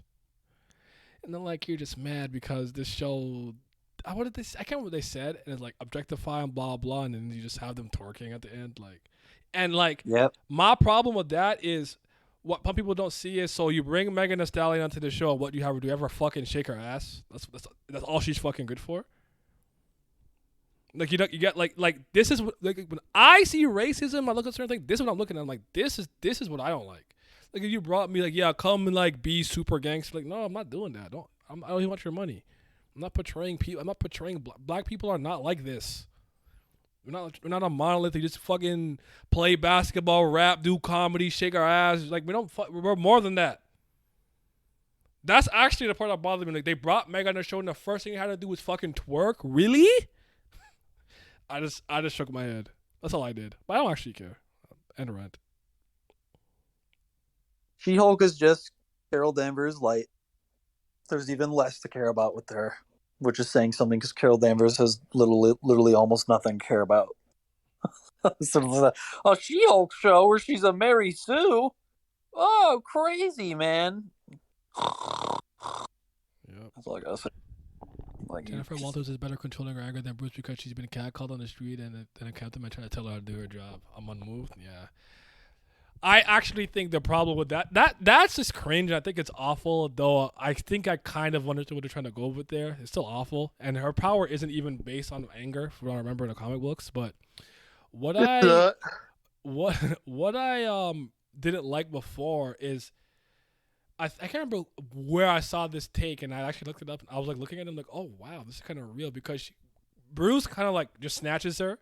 The teacher had to calm down and like train as Hulk and do some Hulkisms. But before that, she almost bodied like 3 dudes at a bar that were like quote unquote catcalling her, which means she raged. She turned into the Hulk and was about to punch them without holding back because they quote unquote hit on her. And she had full control. Do you know what that tells me? You're a murderer. This bitch is a bad person. No, I guess to be fair, I don't know. Just to play advocate of Satan. Satan. I guess in the new one, she got jumped and attacked multiple times, and she just dispatched. I forget what they're supposed to be based off of. I think it's the Wrecking Crew. I think the Wrecking Crew attacked. Right. Huh? The Wrecking Crew. Oh my god. Yeah, I think it's the Wrecking Crew. The Wrecking Crew attacked her, and she didn't like they were hitting her, and she like handled them. She didn't like rage out or anything. So I think that's them trying to rectify that issue. Where like she's being attacked, doing shit, and she was like very calm and just dispatched them. It was like okay, like her anger didn't get the best of her. Well, I mean, it's not even a point you have to address because according to her, she could control it perfectly anyway. So what's her to control? Which means if you quote unquote rage out and do something, you're in full control every time you do it. You're lucid. You're not not knowing. I mean, I have seen the that's kind of Sandman. the issue that I saw. It wasn't even the feminism thing. That was just kind of funny because, oh, of course, men bad. But I heard that one of the issues that a lot of people are having is that they destroy the legacy characters. I think she called like Steve Rogers like a virgin. He was a virgin until like he met Peggy at the end of that. Haha, and it's like Iron Man was a stupid guy because he saved the world, and people are like, what? Why are they dissing what already was? Like, I don't know. Again, I'm not involved like that, so I don't be knowing, but shit funny. I got it, I bro. don't think she was. I don't know about the Iron Man thing, but I don't think she was dissing Steve Rogers. She was just asking, was he a virgin or not? I think I think the weird thing that some they people do see with that a lot of TV. disrespectful. Go ahead. I Go think ahead. I Go ahead. think the we I think this is the weird thing about certain TV shows sometimes, and I think this is just kind of the issue. Like as I said, like before, like where we've never been at a time where like movie shows, books, we've never been more connected with our audiences and stuff. Where I feel like they're kind of self-inserting, like I guess social interactions that people always talk about when it comes to shows, and kind of, as you said, like artificially putting in the story to like not create like a storyline or even subplot, but like something as in like, oh, we care or listen to you, but sometimes it just kind of comes off as like very cringe, I guess could probably be the best word or not. Like because this is like rhetoric that you see on Twitter. You know what I mean? Yep. Oh, was Steve Rogers really clapping cheeks back then? And then like you see these things now put into shows where like the characters talk about it, and it's like I guess you're listening. Maybe it's cool that you like it shows you're listening, but it kind of comes off as weird. I think that's kind of like the issue is like trying to find like that middle I'm ground, I not trying to guess. watch a Tarzan movie and it's like Tarzan. Were you being monkey cheeks? Do not put that in a movie, bro. I'm not. That's not moving me. Sorry, go ahead, Glam. I'm saying like it's just pandering to Zoomers. It's not even listening to the audience. That's all it is. It's like when they fucking put Thor playing Fortnite in Endgame. That's all that shit is. Yeah, That's exactly what the twerking shit is. yeah. I Let's hate see. them. Let's get these kids to watch it.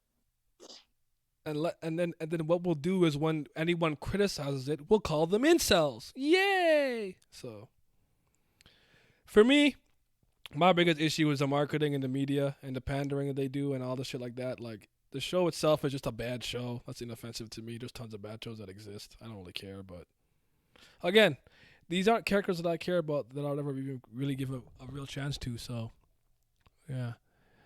We talking She-Hulk? We're talking a bunch of stuff. She-Hulk. We're talking about She-Hulk now, yeah, but man, it doesn't look good. The CGI looks bad. The now all human cheeks are monkey cheeks. I guess that's kind of fair. What's wrong with you, bro? Have y'all seen the Sandman? I actually keep forgetting that's like coming. I have seen It's it. out already. Shit. I have yet to watch the first episode of Paper Girls too. But I don't believe that's a problem.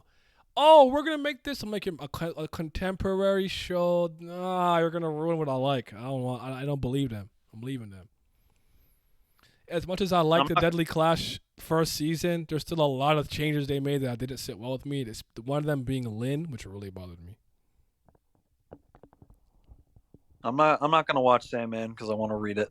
So I'm not gonna fucking taint the source to go through that experience. I feel it. I enjoyed it. And from what I've seen, I guess from like people that post up comic book panels and from like hardcore fans, it's a pretty really good faithful adaptation. Where like you could like I heard see like some complaints about some changes of actors. I don't know what they changed or what they did, but I don't think I can. one thing is like Death is like black instead of pale, but like she's very much close to like the same character. Like it's just stuff like that. Like you might not have seen it, but Neil Gaiman he did be talking to people on Twitter. He's like, I really don't give a fuck what y'all think. Like I made all the choices. Because like he's been like trying to do this I know for that, years. but again, I don't like that shit because obviously he's like, give me positive affirmation because I put the black woman on the screen. Like I'm not giving No. to She's you. like no, like he actually cares because like I don't know if I for believe him, that. I think I do. I think especially from what I've heard of him turning down a lot of adaptations for years and waiting so long for him to be able to like have as much control as he did. Mm-hmm. And I guess the comparisons I've seen to how closely a lot of images and storylines fit with the comics, I think I can definitely. I think this is one of like those instances where I could say this guy actually just gives a shit, for sure. I think so, without a doubt. When game the show to me comes across as what Kirkman's doing with the animated Invincible run. Okay. That's what I say, personally. And it's like when Kirkman Captain said he's a better writer now than he was in the past. It's like, no. You're a cap. I just Sandman comments like the Sandman show is really accurate except for the race swapping, but all the acting was on point. I do kind of associate death with a very specific look. I won't lie to you. It's kind of iconic to me because I am a pretty big Sandman fan. All these because I know I don't speak about it often, but as long as she's a good actor and does a job well and captures the character, it wouldn't bother me. But as I said, she's just death. Who gives a fuck? She's not real. Like, she's not a human. Yes, Omar. Apparently it's already out.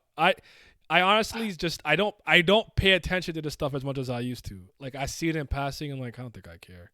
Because when Gioni posted the Paper Girls has a fucking show on Amazon. I love that comic book with all my heart and soul. It's so fucking amazing. Shout out to Image. Do I believe? Like, first of all, it's already 4 girls and blah, blah, blah. Like, are you just going to pander to me and tell me I'm a bad human being because of this and that? Like, I don't know. But I'm going to give it a shot. I'll give it a shot. I like Paper Girls enough that I'll give it a shot. But just care that, like, end of the day, understand one thing about me. You see all this extra shit, representation and this and that and blah, blah, blah. It's just icing on the cake. That's cool. All I care about is a good product. It just show good. Is it well written? Is it cohesive? Is it fun and enjoyable to follow and watch? That is more important than every other thing to me, more often than not.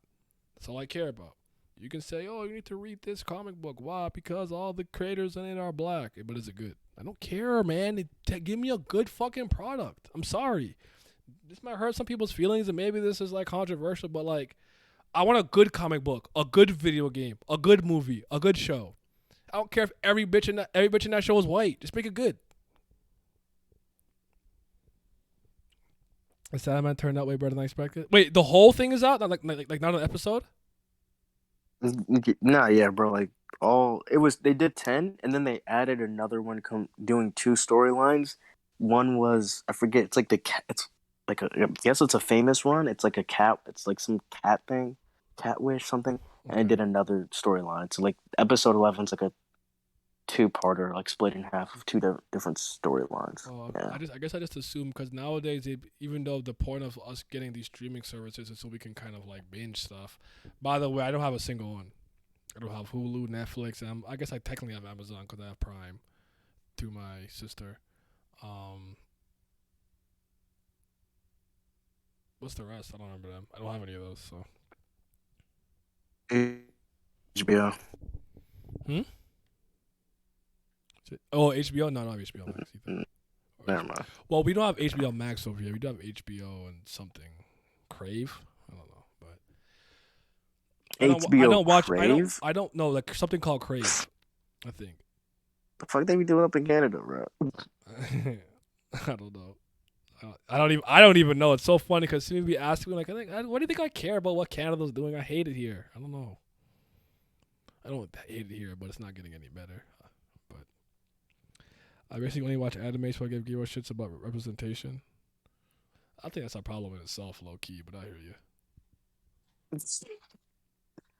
I think representation is really, really important. But I mean, I also hate when representation is done poorly and it's like a spit in my face. That's really about my issue more often than not. You just did it to like do this so the blacks don't be upset. And I'm like, I'm upset that you put this fucking token black character in here. Should the black people be upset that they don't have a character with their skin color in a show at all? That's what I'm saying. Or anybody for that matter. So why Wait, say that again?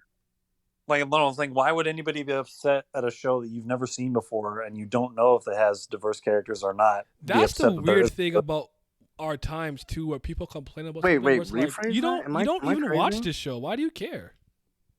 Like, Miles, if If you're a Oh, casual fan, you don't know what the characters are, and you don't know if there's diversity or not. Why are you upset that there's no diversity at all if you don't know what the show's about? There's oh, like I see what you're saying. the Okay. thing, the show isn't good unless it's diverse, which is like a weird, arbitrary box that has to be ticked for you to enjoy something. I would say I get your point, but like it's one of those weird things though. Like if you haven't been represented enough, I can understand when you're trying so hard to find it somewhere. You know, so I can Yeah, understand like when like you hear like all these things and it's like, oh dang, we still don't get shit. I can understand that, but I also yeah. agree with your point. Like I'm just saying it's if not if a you don't negative. if you're not watching something, why are you sticking your head into it? Yeah, I'm saying like it's not a negative of quality against the storytelling of the show if it doesn't have a diverse cast. That's all I'm really saying. Yes, it's not against it. Yes, it's more just an issue of the That's like writer itself hiring, and his hiring. choices. That's like more hiring practices and all this other kind of A, stuff. That's the issue. a good representation is Shang-Chi. I'm Asian. I felt that film represented Asian culture well from my perspective. I think that goes both ways. There are people who bitch about diversity and they never even seen the series. I agree with that. People are just bitching in general. Fair enough. I read that already. Like, But when Iron Fist was first coming out, people were bitching that they kept Danny Rand white. They said they should be changed to be an Asian character because he's kung fu. And everyone was like, when I saw that happen, I was like, one, you're literally stereotyping a martial arts character based on race by doing that. Yep. And two, the whole point of Danny character is that he is white. And That's also, literally the point of Danny Rand. this might be me wrong on this, but isn't also Iron Fist specifically a moniker and there have been Asian Empire? What's up, I Miles? didn't hear what you said. You cut out. Sorry, Iron Fist is a moniker, right? Like it's a title, like it's something that you. There's gain. more It's than not one person who have had the Yeah. title of the Iron Fist. Correct. So Yes. there were previous Iron Fists that were Asian, right? Possibly. I actually don't remember all of them. I think there's only two I can remember off the top of my head. Like I've that. only I know there's a new one that's Asian. I've only seen two, and the first one that I remember was also another white guy, and he used guns. But well, I guess maybe they might have changed the thing because I know like the newest one is Asian. I forget his name though. I don't know. I mean, again, I don't care about like. I don't know. Again, all this actor stuff and race swapping and stuff like that, I don't really be caring because at the end of the day, all I care about is you making a good show. The numbers want Mary Sue's or people want good characters. I don't If that's understand new like media consumers and what they like and not like and how they speak about certain things. I don't understand them and I don't know how to. I wouldn't say. I don't think people want Mary Sue's. I think though them wanting their representation and people not knowing how to write their characters just always make them Mary Sue's because they don't want to like. I think it's one of those weird things of like, oh, if someone wants to be represented, right? Then some writers now I feel like have this weird thing of like, well, I don't want to present this person in a bad light or have this person go through hardship. So I'm just gonna make their life easy and super fun and cool, and then they just always end up being Mary Sue's. But I've watched a lot of videos from actually women specifically speaking about what Hollywood has done with female characters, and they're like, I don't relate to these women because they're just fucking perfect from the jump, can do everything, Mulan or whatever, She-Hulk and Carol. Captain Marvel. Carol, what's the other one that people reference? Oh, Ray. Right? Yeah. Like, I don't relate to this. Like, I go through hardships. I had to become the woman that I am today and blah, blah, blah, yada, yada. I don't spend my entire existence hating men or trying to compete with them. And it's like, and I'm like, these are like, listen, not that I haven't heard men say this. I'm listening to the women say this. I'm like, listen, I'm hearing this straight from the horse's mouth, so to speak. So. But I understand that because when I see certain characters who have my skin color, and I'm like, why did you just like you have if all of Asgard and all of my hood, that shit drives me crazy. Don't do that.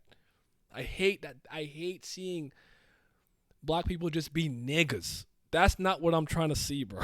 Okay, we come in all shapes and sizes from all creeds and walks of life, which is why I think the joke we always say is, just make some adventure show where the kid is black and he just goes on an adventure, he's slaying dragons and doing cool things without being like, you oppressed.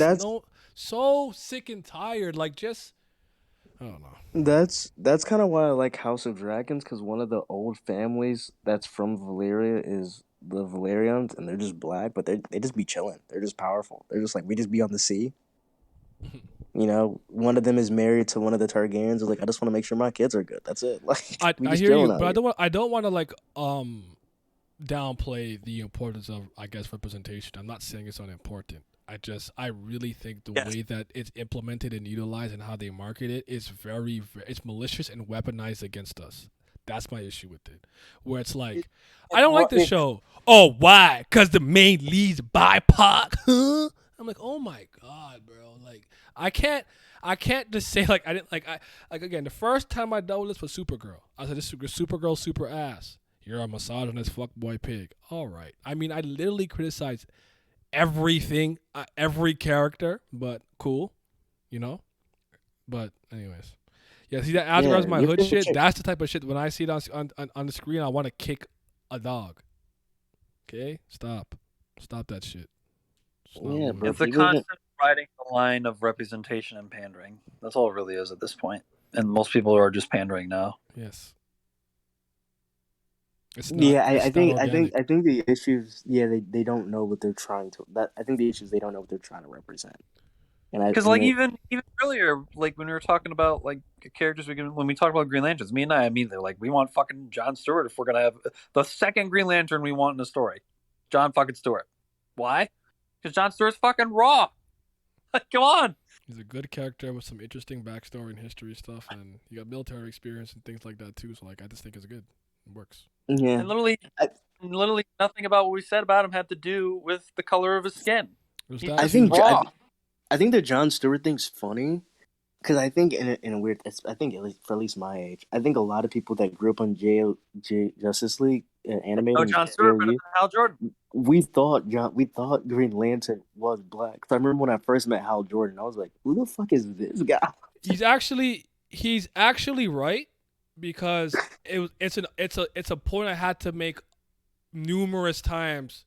I would say from about the year, I want to say like 2007 to like 2012, something like that. I don't know. Where it's like, oh yeah, oh Green Lantern, but you know, to make like a black super, I'm like understand that Green Lantern is a title that anybody in the Green Lantern Corps holds. There are 4 human Green Lanterns. John Stewart is one of them. He didn't replace anybody. No one's replacing him, because I remember from the movie, that's what it was. When the movie was coming out, they're like, "Where's John Stewart? Green Lantern's black. What the fuck is this shit?" Like, no. Before you go crazy, let me explain. There's Hal, Guy, Kyle. At the time, John. At the time, there was only those 4. Now there's Simon, Jessica. Maybe there's more. I don't know if there's any more after those 2. But I know of 6. I'm like, you see, when you become a part of this, you basically, like, you're a police officer in space. You see, that's an officer, that's an officer, that's an officer. Yes, on Earth, they're going to be called the hero Green Lantern because there isn't like 65 Green Lanterns, so you're going to get your own name kind of thing there. But their Green Lanterns they patrol sectors of space, and there's more than one. I remember having to have the conversation. So you're right, Miles. Because even for Static, I have to tell people his name is Static. Static Shock is the name of the TV show he was in. His superhero name is not Static Shock. It's Static. It's fucking annoying, because I know I sound like the annoying nerd who's like, actually, Superman has 4 buttons on his sweater, not 5. But Jesus, but I need us to be right about this. It needs to be accurate. And So, yeah. I'll say as well, like in terms of more representation with Green Lanterns, I like Jessica Cruz. So do I. I think she's a good character, and I think it's not even Simon because don't of her. Don't move me, but she does. I don't give a shit about Simon, but Neither like do I. Actually, I like him. I like him less than Guy, and I don't really like Guy like that. Guy kind of funny sometimes. like it works well because of what she tackles in terms of mental issues, not even because of her ethnicity as a Hispanic. I think her having like to deal with depression is way more interesting. Like dealing with depression and anxiety as a Green Lantern, where you can't really have like fear, you have to have willpower. It's such an interesting concept. It's really dope. So good. It's moving me. It's the same All way of those like things me. are divorced from her being a woman or whatever. It's just a good character with an interesting history.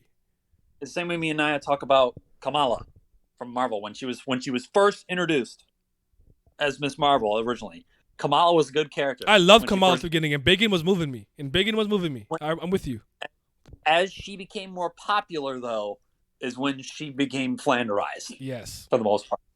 Flanderization is a curse upon storytelling.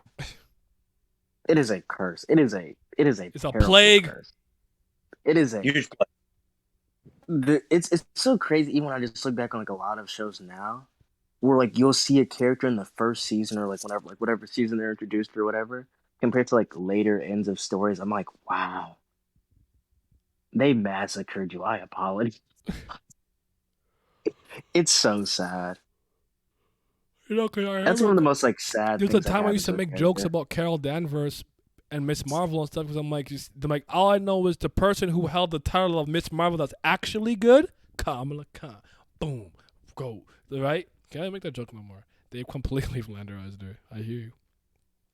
Yep. Because I promise you, when Biggin was really moving me, I really liked it. I thought that was really good. The first times they explored her character, I really liked it. It was good as well because she was finally an Inhuman that we could have story centered around that wasn't Black Bolt as well.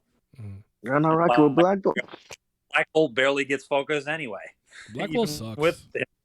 I think it's just funny that everybody hates the Inhumans. I think that's just one of the funniest things ever. Especially Black Bolt. He fucking stinks.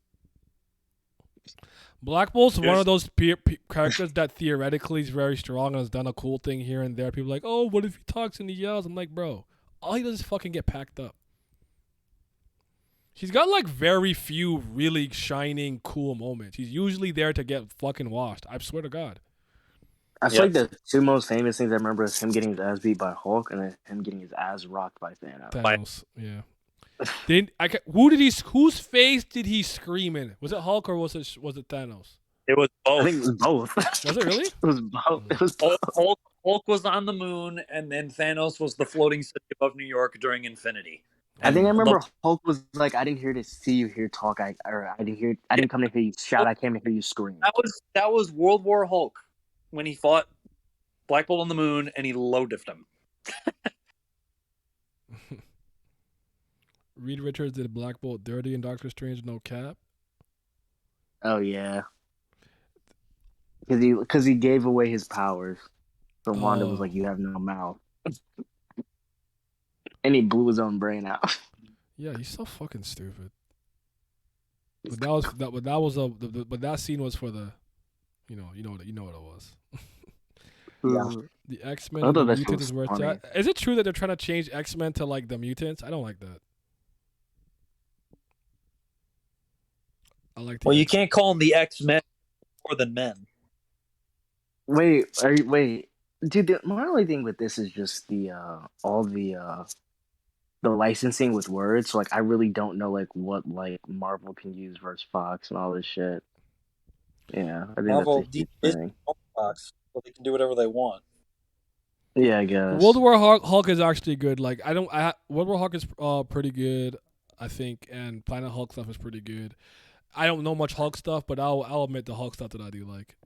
I'm sure for somebody with like deep rooted anger problems, like the Hulk moves them. I don't think I have that. So like it's like being angry shit don't move me because I don't, or like I wasn't abused or anything like that. Like I don't know. Yeah, you got no emotions. That's your thing. You got to learn to feel. Wow. Planet Hulk. That's my arc. My arc is to learn how to have emotions. Yeah, you're like a Nastica. You're like, you've been unmoved for so long. I think Planet Hulk is really good. World War Hulk, not so much in my mind. It's a lot of this like. There's Bruce enough beating people there up. that I think it's a good story. I think Planet Hulk is much better though. It's probably his out of all the Hulk stuff that I know, that's the best. Yes, It's not close. Are y'all rocking with Beta Ray? Beta Ray Bill? Beta Ray Bill.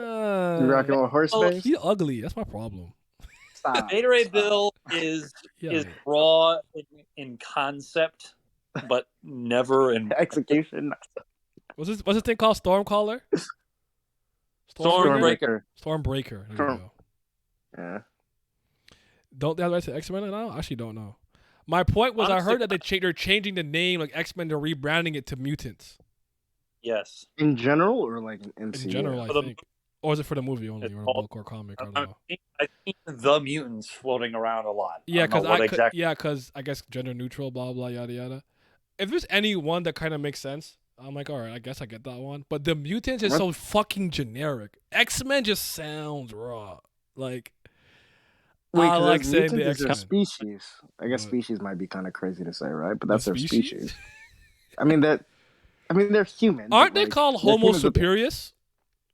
I thought that was supposed to be for the no, that's Homo Eternals. No, Homo Wait, superior. isn't that what? Wait, Isn't is that like Homo sapien? Aren't they like? I swear, did I make that up? Maybe no, I made that up. I thought that was the Eternals. It's Homo Superius. Oh, maybe I'm No, maybe it's maybe I it's mixed that up. Then I don't know. I thought there was. Am I It's tripping? Homo superior because Namor constantly flexes it because he is also a mutant. Yeah. As an Atlantean.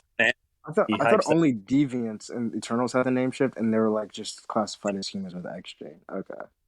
Eternals technically aren't even supposed to be human. They're like some weird fucking construct thing. Well, isn't it supposed to be that technically any race could have the Eternal or deviant gene, kind of ishly, or something? Am I No. tripping? No, it's different. Okay. Beta Ray Bill is mid. Is man. We're not rocking with people trying to save their species? Okay. Don't. Beta Ray Bill was only good. Sorry, hold on. My TV top show. heroes was Spider-Man, Hulk, and Superman. They better not change the name because mutants is mid. I need the X-Men misogyny out. The mutants, the Eternals. Coincidence? I think not.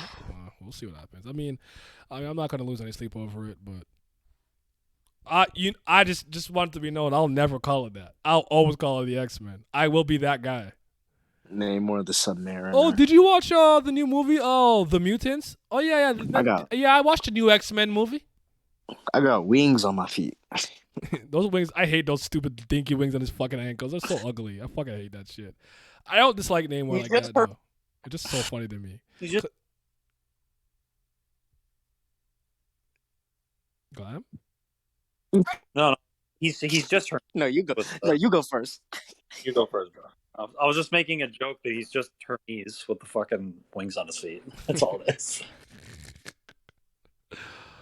But yeah, DC is a mess right now. I think my opinion on the DCEU is not the same as others because I've always saw the MCU in a similar light where I'm like they miss a lot. Like from the Thor movie, I'm like they be getting movies that I think are stinky dookie buddy, but this not it. Like their lows are really really low. Yeah, so I'm not defending the DCU. I think they got a lot of stinkers, but I like Aquaman. I like BVS. I like Justice League Snyder Cut.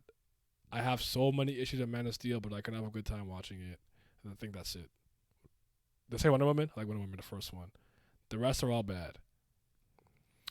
I always said that the first time I watched Suicide Squad, I had a good time, but it's not a good movie in any capacity. It's not good. But the first time I watched it, stupid summer popcorn flick, cool. I like the second one though. I enjoy the second one. I think the second one's fun as fuck. That's the one with Cassandra Cain. I think if I can get over that, what they did to her. No. You're thinking of Birds of Prey. Is there a second Suicide Squad movie? There's a second. It has Starro. Yeah. It's the one. Yeah, it's got lame ass version of Starro. It's not even raw Starro. It's not raw Starro. It's just a big star that walks with around. Peacemaker or whatever with John Cena. Yeah. You're right? Yes. Yeah. Yes. Did I? Cassandra Cain is in Birds of Prey. You're right. So I'm sorry. Huntress. You're right. Okay, my fault then. That? A canary. Yeah, because they fight the Black did. Man. I think the second one might be the one I'm thinking of that I enjoyed. Then I don't think it's good, but yes.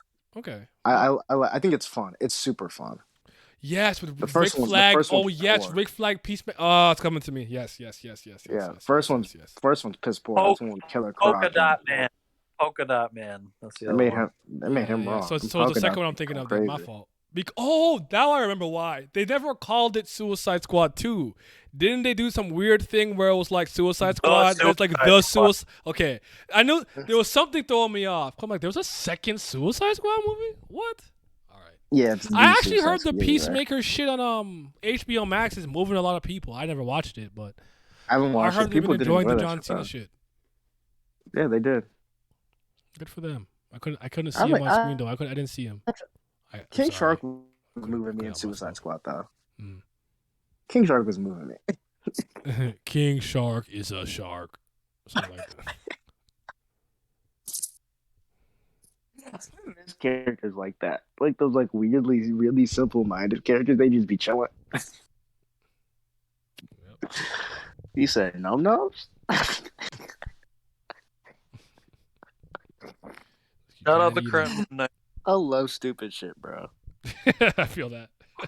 I love I love the dumbest shit, man. that shit. Shout out- It's just fun. Shout out the only good current Marvel run, the Moon Knight run. That shit's hooping. It's been But hooping. what about the Moonlight show? Glam, talk to us. Don't don't fucking talk to me right now. Did you watch it? Absolutely not. You see Really? that fucking mummy ass looking costume? I said, hell no. You be hated from outside the club, bro. Of course.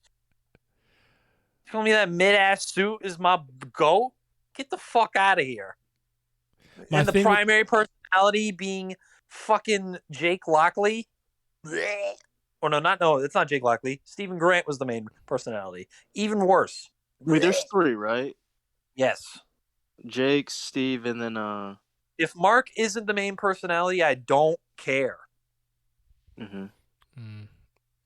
First, we got Shang-Chi. My thing with Suicide is that they really shouldn't be fighting high-tier villains because that's what we have Batman and the Flash for. This Katana, this is Katana. She got my back. She could cut your soul with one swing, just like mowing the lawn. I like the actor they got for Katana. I don't remember really liking what they did with her. But That's he plays Kimiko in The Boys. Yeah. Yep. Actress. Really?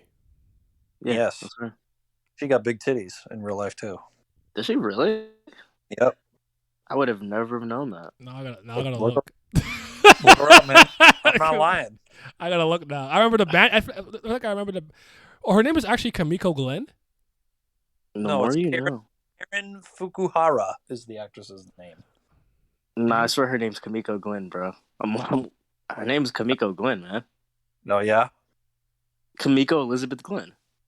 Yeah, bro, 100%. Are you trolling me? Wait. I'm so confused. I'm so lost. No, her name's actually Kamiko. I'm not trolling, man. You're talking about Katana or the actress? The actress. No, the actress's name is not Kimiko. I'm literally looking at it. It says Kamiko Elizabeth Did Glenn. she change her name? You see this, right? Yeah, Nah, you see like this, like right? I could put this on the screen, my nigga. Like what am I can't read? What does this say? Glenn, were you trolling? I'm not trolling. What's her name? What'd you say her name is? Her name is Karen Fukuhara.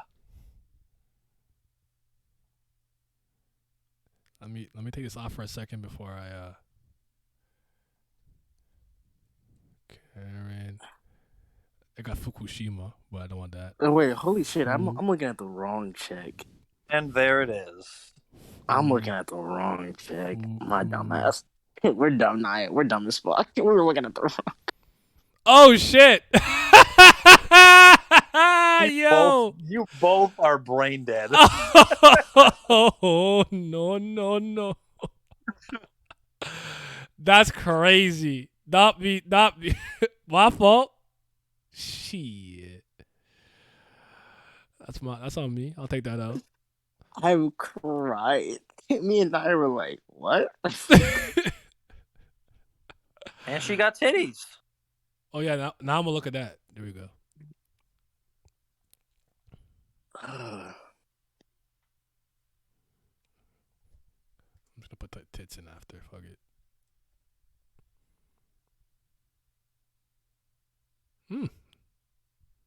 See? She got some hidden goods. That's what I'm saying. I really hope you guys I took this off my screen because I just saw ass. You Please did. tell me y'all didn't see that shit.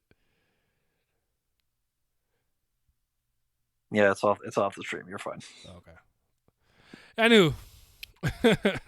Shout out to Karen. I swear I put in Kamiko and I just clicked on what came up and I'm like, I swear that's her. That's not her. I'm sorry. I swear I did the same shit. I'm like, this says Kamiko Glenn, bro. Like, All Asian women look alike to these two. Cancel them. I gotta hold that one. I don't. I that's no mean, excuse. I want to make an excuse, but I really don't remember. I didn't remember how they look like, how well they look like. I really didn't remember what they really look like to that degree. But when I saw her, I'm like, that's Kamiko. I'm like, oh no, I'm a fraud. Ah, shit.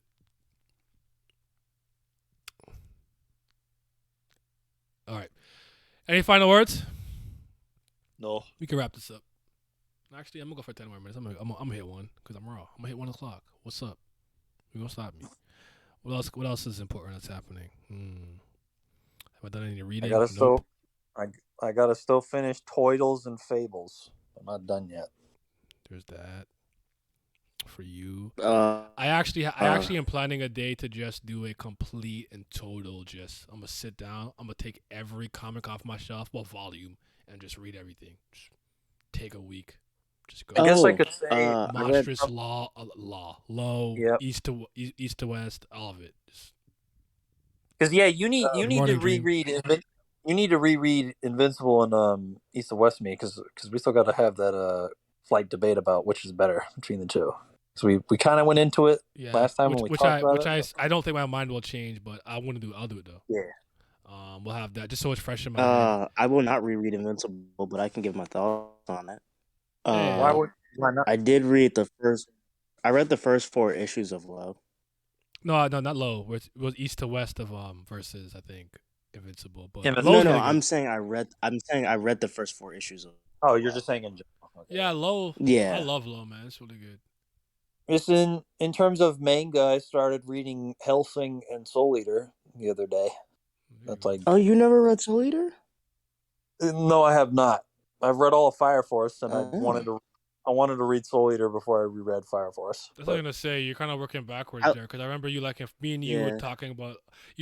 I've never technically finished Fire Force. Like I did a thing where I checked out towards the end and I just read the last chapter. I said, no, cool. I actually but I pretty much finished it. Do I really? I will read the ones that I missed. I like Fire Force. I have never put my cape on for Fire Force. It was never flowing in the wind. But for what it is, it delivers. In my opinion, that shit just raw. It's good. Shout out my boy good, Arthur, bro. Arthur and Maki are my goats, and Benny Maru. Like him. Benny Maru, yeah. And I'm gonna say this: one of the few mangas that knows how to actually deliver well on an ending. It wasn't weird. It was well thought out. I think it definitely dragged a little bit at certain parts of the end at the final arc, but I still like Soul Eater more though. So do I. Shinra's my boy, but I mean that man's the kicks. Oh my god, the kicks are raw. You fucking kidding me? I reread Crows. I'm sorry, I reread Crows for Friday. Guy. Crows is what I reread for Friday. I was telling them if they want to be part of the stream or whatever, they can just read Crows because it's 95 chapters and it's a delinquent manga where they fight most of the time. It's the manga that I reference often with my favorite manga, my favorite main character in manga, Boyo Haramichi. So, yeah, that's the only thing I kind of reread recently. Before that, it was Reborn. Well, other than that, I just keep up with what I keep up with. Kubera, blah blah. And I got spoiled on Monday. About One Piece. For the One Piece? Jesus Christ. Yeah. Wait, for One Piece? Yeah, be careful. I will say because people keep put up mute walls, put this up like this. I do this. This doesn't help me. The spoiler hints from these fucking clout chasing leaker weirdos. But also, do you know how it was spoiled to me? I'm not spoiling it. Do you know how it was spoiled to me? What? Somebody I saw was tweeting about a rapper, and somebody replied to them. Must have been upset with some type of list they made. How do you feel that? I'm like, wow. Hilarious. No hashtag in it, nothing. Just, let me dunk on this guy. So fucking That is annoying. People, dude, I don't know what it is. It's Monday. It I was a mean, Monday. luckily, Here's what I was I saying. didn't. Wednesday and Thursday, I know to be on the lookout. Fine. Spoil me on Wednesday or Thursday at least. Monday, I didn't even get a chance, bro. I didn't get a chance. Go ahead. Luckily, I didn't get spoiled. I think maybe I might have gotten spoiled on one thing. I did see like some random, really weird image that I have no idea what it means. So it probably means I got spoiled. I think I have a decent idea already of what might happen. So it is what it is. No, But but you it's know, just the like, mistake I made was trying to engage with everybody. I unmuted so many people that I had Mhm. muted. I'm like, I'm gonna That talk. was- I'm gonna re-engage. I'm excited. It's crocodile season. My mistake. I knew better. I went right That was- back that to was- muting everybody. Went back to my like 7 people on my TL. huge. I just don't get why people have a hard on for spoiling. Like, what do you get out of it? Do you really think like that makes you like that much better in life? I just don't get it. That's like fucking. Also, people. shout out the spoiler providers for they're back in their usual ways about lying about double page spreads being in the chapter. Impressive double page spread. That's just Why gonna do be they- just you wait. They Why the do this every week when there's just a double spread. They say it's double page and they're wrong every fucking time. Why do we even have spoilers? Like, why do we even have that? Like, why even give that out? Because they're crackheads. They're crackheads. Thank you for the subscription to my number one Translators mod. will be getting out spoilers Number and say one we don't mod. like spoiler culture. Like, you're feeding into it. Yeah. And now because the spoilers are coming out earlier, they have to drop spoiler hints to keep their clout up, or they'll just drop little gifs or memes. Why? People are gonna have to come for your shit anyway. Jesus. He said, "Who's Saying, a like, sexy oh, ass just girl in the GIF?" Kishota Estrora Olaya Hato Ando Buredo. I'm not kidding. That's actually her name. It's that long. It's not even a joke. I'll type it out for you. It's They have some like Wow. I like love saying that to people because like no, like for real, and I like show her like, what the fuck, you weren't kidding? I'm like, nope, that's her name. And I love saying it too, the way they say it in Japanese. Kiso shoto eisorola ayo hato ando buredo. You gotta say it like that too every time. So good. You said no, it's okay. I got you. There you go. Kiss, shot, ace, rolla, Orion, heart, under, blade. That's what they're saying. The hot blooded, gold blooded.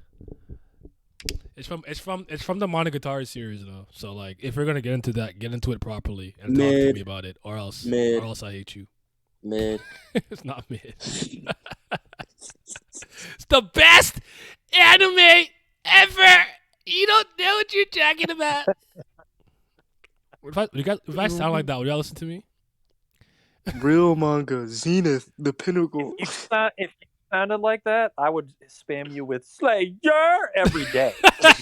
I fucking hate y'all so much. I'll never get rid of that stain, bro. Oh shit. The thing is, it was hidden, Naya. It was hidden from the public. You're the one that brought it out. I'm sorry. This is on you. I He should just brought cut it that part back out. and made fun of himself. He opened the gateway for it. You should have known. You should have said, as soon as you heard those words, you should have said, nope, cut in that. Delete. Straight out. Delete video. He should have just not said anything and just kept No, it because moving. I used to just Like I used to do the year, and then one day I like slay year, and like what the You should have just you should have just cut the video straight into like 3 minutes. People were like, why'd you go 3 minutes? Don't worry about it. You don't have to make sure. if you had not even flinched after hearing that, I don't think anybody would say anything. I think you're right. I think because Same. I cringed at myself. I said, "Oh my god, no way I did this lame ass shit." I have to call myself out, man. You know what it is. I have to do it. Even I'm not safe from cooking myself. Okay. Greatest of all time, tears in my eye, zenith of the medium, pinnacle of writing, art, and literature. I'm gonna start speaking like that is the funniest string, like string of phrases, and I laugh anytime I see like Vince like just getting mad on Twitter, like stop saying this shit's the Zenith. This shit's not good. I just be weak.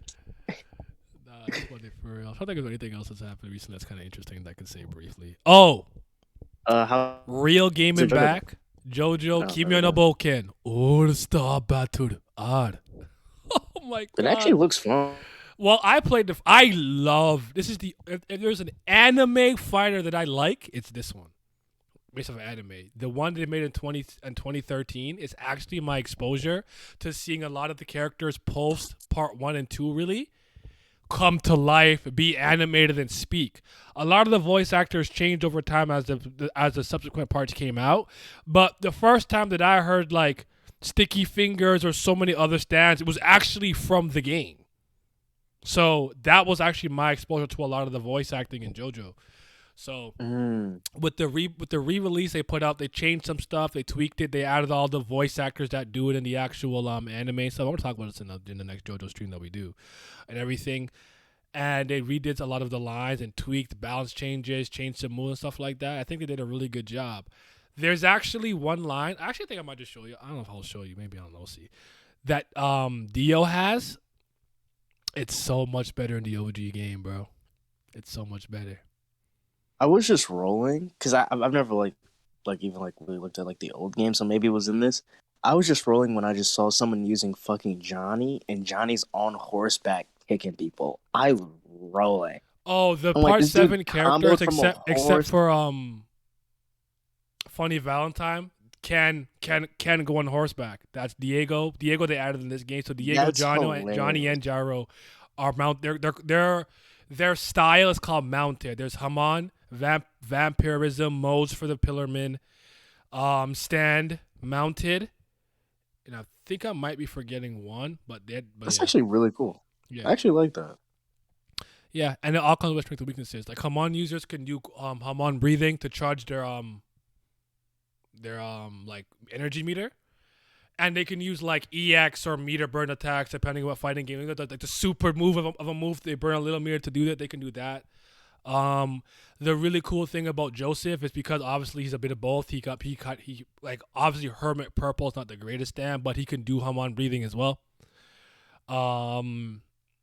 Yeah, and this game has a lot of like the small things that I really care about, like the very specific interactions. If you use Dio's sucking ability, vampirism ability, on a Joestar, he does the thing where he goes, "This is the greatest high," and he's digging into his fucking brain. Everyone else he does it, but if it's a Joestar, he does that. Like this game has so much fucking attention to detail from even the first one. I fucking love it. I'm having such a good time. I saw the cutscene thing. I think they said like if part 3 Jotaro does time stopping time in Dio's after Dio does the combo. You could take less damage in the special because you'll freeze time. Yeah. Yes. Or that was in the first say game some though. That was in the words first game. behind him or something. Yes, okay. That was in the first game though. That wasn't a new thing. So, but you know what I didn't know? For Daisuke Ono, All-Star Battle was his first time being Jotaro. I actually can tell now that I know that he sounds so much more comfortable with his re-rehearsed lines in this game. His auras are sharper and better and whatnot, and all those things. Yeah. So he actually sounds a lot more experienced. Because I do think, like, though he was a voice actor, I do think voicing a JoJo character is a different type of, honestly, it's a different type of beast. With the way that JoJo is, I can agree with that. I actually think your voice acting has to be. The word I'm not gonna look for is better or elevated, but it's just a different type of beast to tackle. I really believe that. Yeah, it's like its own. What's it? Because I know that anime Japanese is very different from the actual dialect that when you speak to each other. Like it's like very. Well, I guess maybe the best way to say it's like almost like performative Japanese in a sense, right? Mm-hmm. In which the way they speak and how the language actually warps and changes, and I feel like you can like kind of attribute within that you can make even smaller subcategories of that of how you want to like get like certain ideas or words across. And JoJo would be its own separate like thing within that. Yep. That you have to like get right. God. But yeah, it's a really good game though. I've always loved this game. It's actually one of the fighting games I had the most amount of hours in. It's actually I think the only game on PS3 I platinum, and I didn't do it on purpose. I just played it so much that at some point I did all the things that I needed to do. So I think the only like fighting game I really got like super good at was like You DBZ Fighters. platinum the game with Star Platinum in it. Corny. God, Anyway, I get it. look at that elite. Anyway, I get it, Glam. I support you, King. Glam Stan would be the fraudulence. Anytime he speaks, everybody turns away and looks at him in shame. You mean the W? It allows them to get in areas. No, it's without just people called. noticing. It's just called the correct. That's what it's called. Oh yeah. That's so funny. Nah, it was like called I don't care. Anytime he says the words I don't care, everybody says, "Oh, okay, leave him alone." My stand really would be the unmoved. You can't take that from me. Nice, you would be the moved. And together, No. would be. I would actually try to name my son after a song or a musician or something. I want to keep it in line with JoJo. I wouldn't just name it something random, honestly. Can't wait for stands to be named like stronger, better, faster, stronger. I'm stronger, I'm faster, I'm better, I'm richer, I'm taller than you. You can make your own. You can make your own genre, I guess. Because I mean, part 3 is all about the tarot cards. You just get no fucking stand name. Stand name lose yourself. Oh shit! I remember I took one of those like quizzes for like what your stand could be, and I got the tower, and I damn near broke my phone. I was like, "There's no way." Gave me this shitty start. I was like, that's why Hamon's better than stands. Not Hamon. There we go. I found Hamon. it. So, all right, sorry. Double launcher. There we go. This is one to show you. I mean, if you think I'm tripping, let me know though. If you think the new one sounds better, and the skins for this game is so good too. By the way, it's always been really good. They have like so many skins. Like Dio when it's like face is shaded and you can't see him, and like part 3. Medaka box. Goat series right there. I found out Black Box with J Stars. You can't skip the tower. My sound will probably be called Nameless Story after the song. J Star Victory Plus is still the GOAT. I found out about multiple series. I never heard about that game. The one I found from that when the promo first came out was the detective one and Coral. Well, it's actually the classroom. I almost called it Coral Sensei. But yeah, let me show you this. Really quick. Spin does go crazy. I do like the spin over. I do too, but I'm a Hamon stand. I think Hamon definitely doesn't give the like love he deserves. I love Hamon. Share my screen. I'll just show you guys in here so you can see it. Oh, would I train that shit? Absolutely not. Yeah, here's the thing about me. I hear you guys, but what you mean if I do my Hamon breathing that practice, I stay youthful longer? Of course I'm doing it. The fuck? Well, like I'm gonna be 80, looking fucking 40, like, some of the shit that slinging dick. Yes, sir. No. Huh? I was hacked. You doing the What the fuck? Wait a minute! No. You do not get to drop me. I was hacked that fucking quickly after that. Absolutely not. It's time to move on. So here's how Dio's one of his specials sound in the original OG game. And listen to how he says "checkmate." It's moving me, bro. Hold on. All right.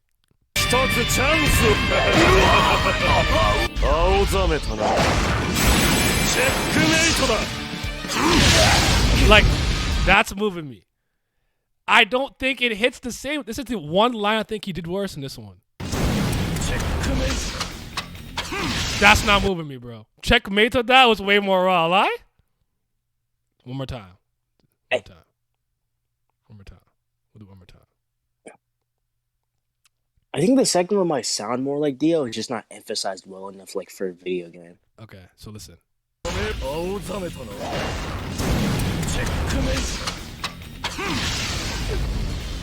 right, and then this one.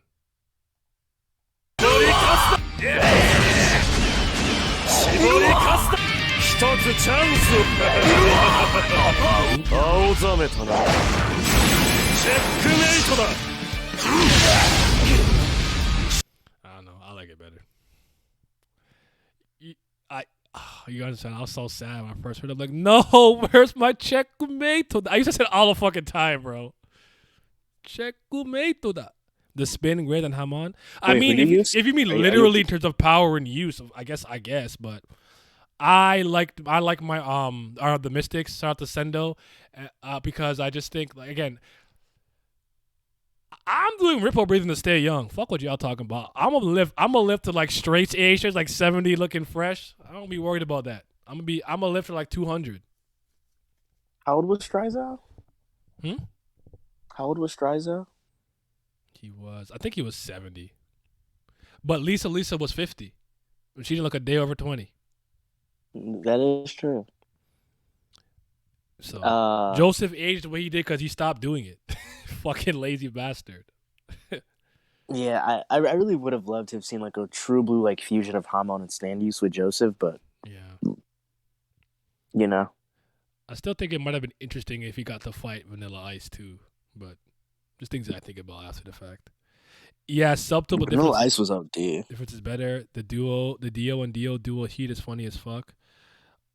Oh, that's from the Eyes of Heaven game. I didn't really play that.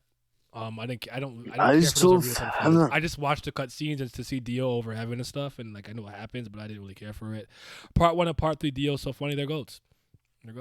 Diego's still a goat to me, but I do think I think it's a very obvious inferior version in my opinion, despite Part 7 being everyone's favorite part and the best part about JoJo to most people. Fuck, what's his stand called? Scary Monster.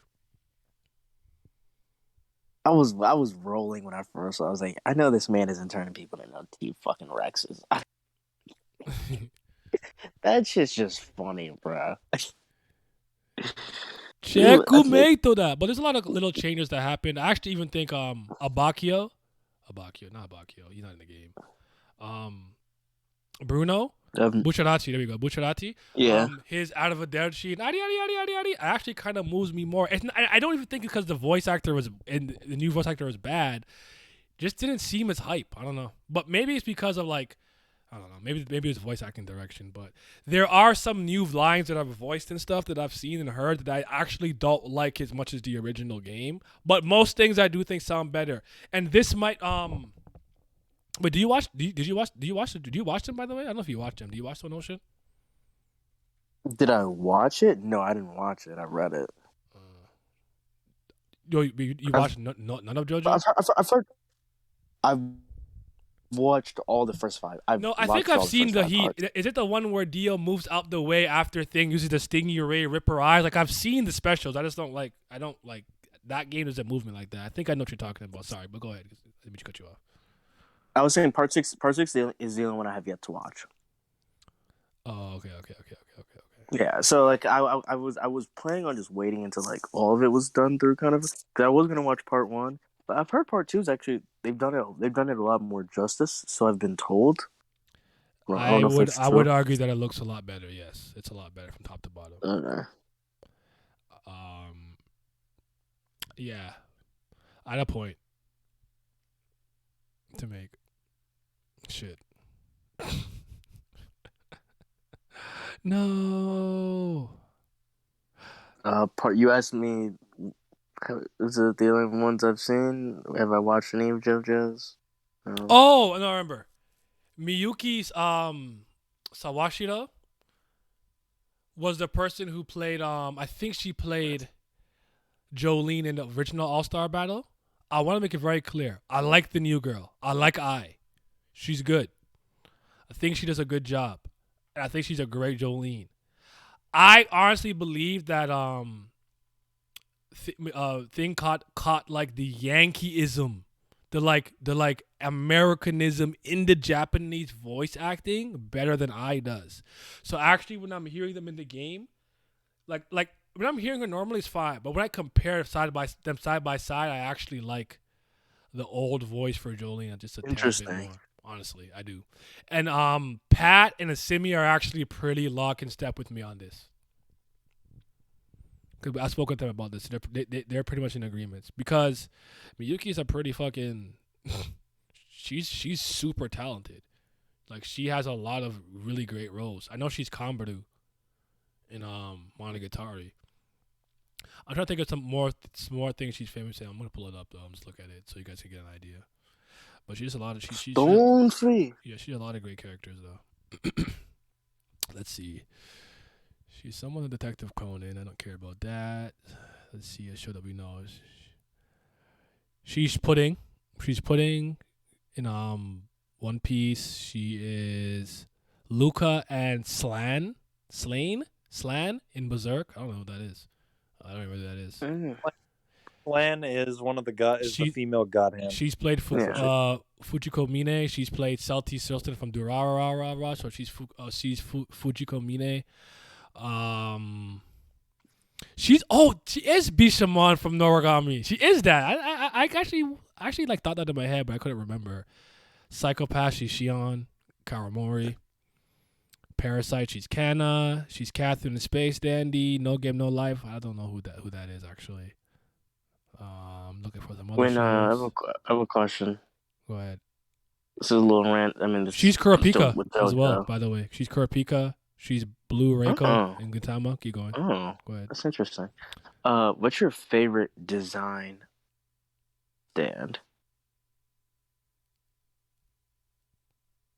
Paisley Park. Off the top of my head, but let me think. Wait, do I know what the fuck that is? Did you read your Julian? I did not.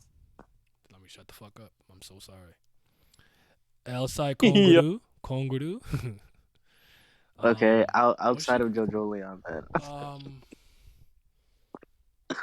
I always forget I actually have to read JoJo Leon now that it's finished. I literally just keep forgetting. As much as I think the way that they explain erasing time is like kind of weird, I actually think King Crimson is one of the most menacing and scary looking stands. I think it's a really good looking stand, but I don't think it's my favorite though. But I wanted to give it credit. Scary? Because it's the small head on the head and the way his eyes is, and it's always kind of angled up like I'm looking like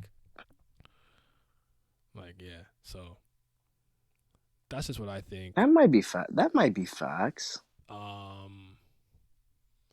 like Heaven's Door actually a lot. I really like Kiss. Kiss is really good. Kiss is up there. I think Kiss is up there.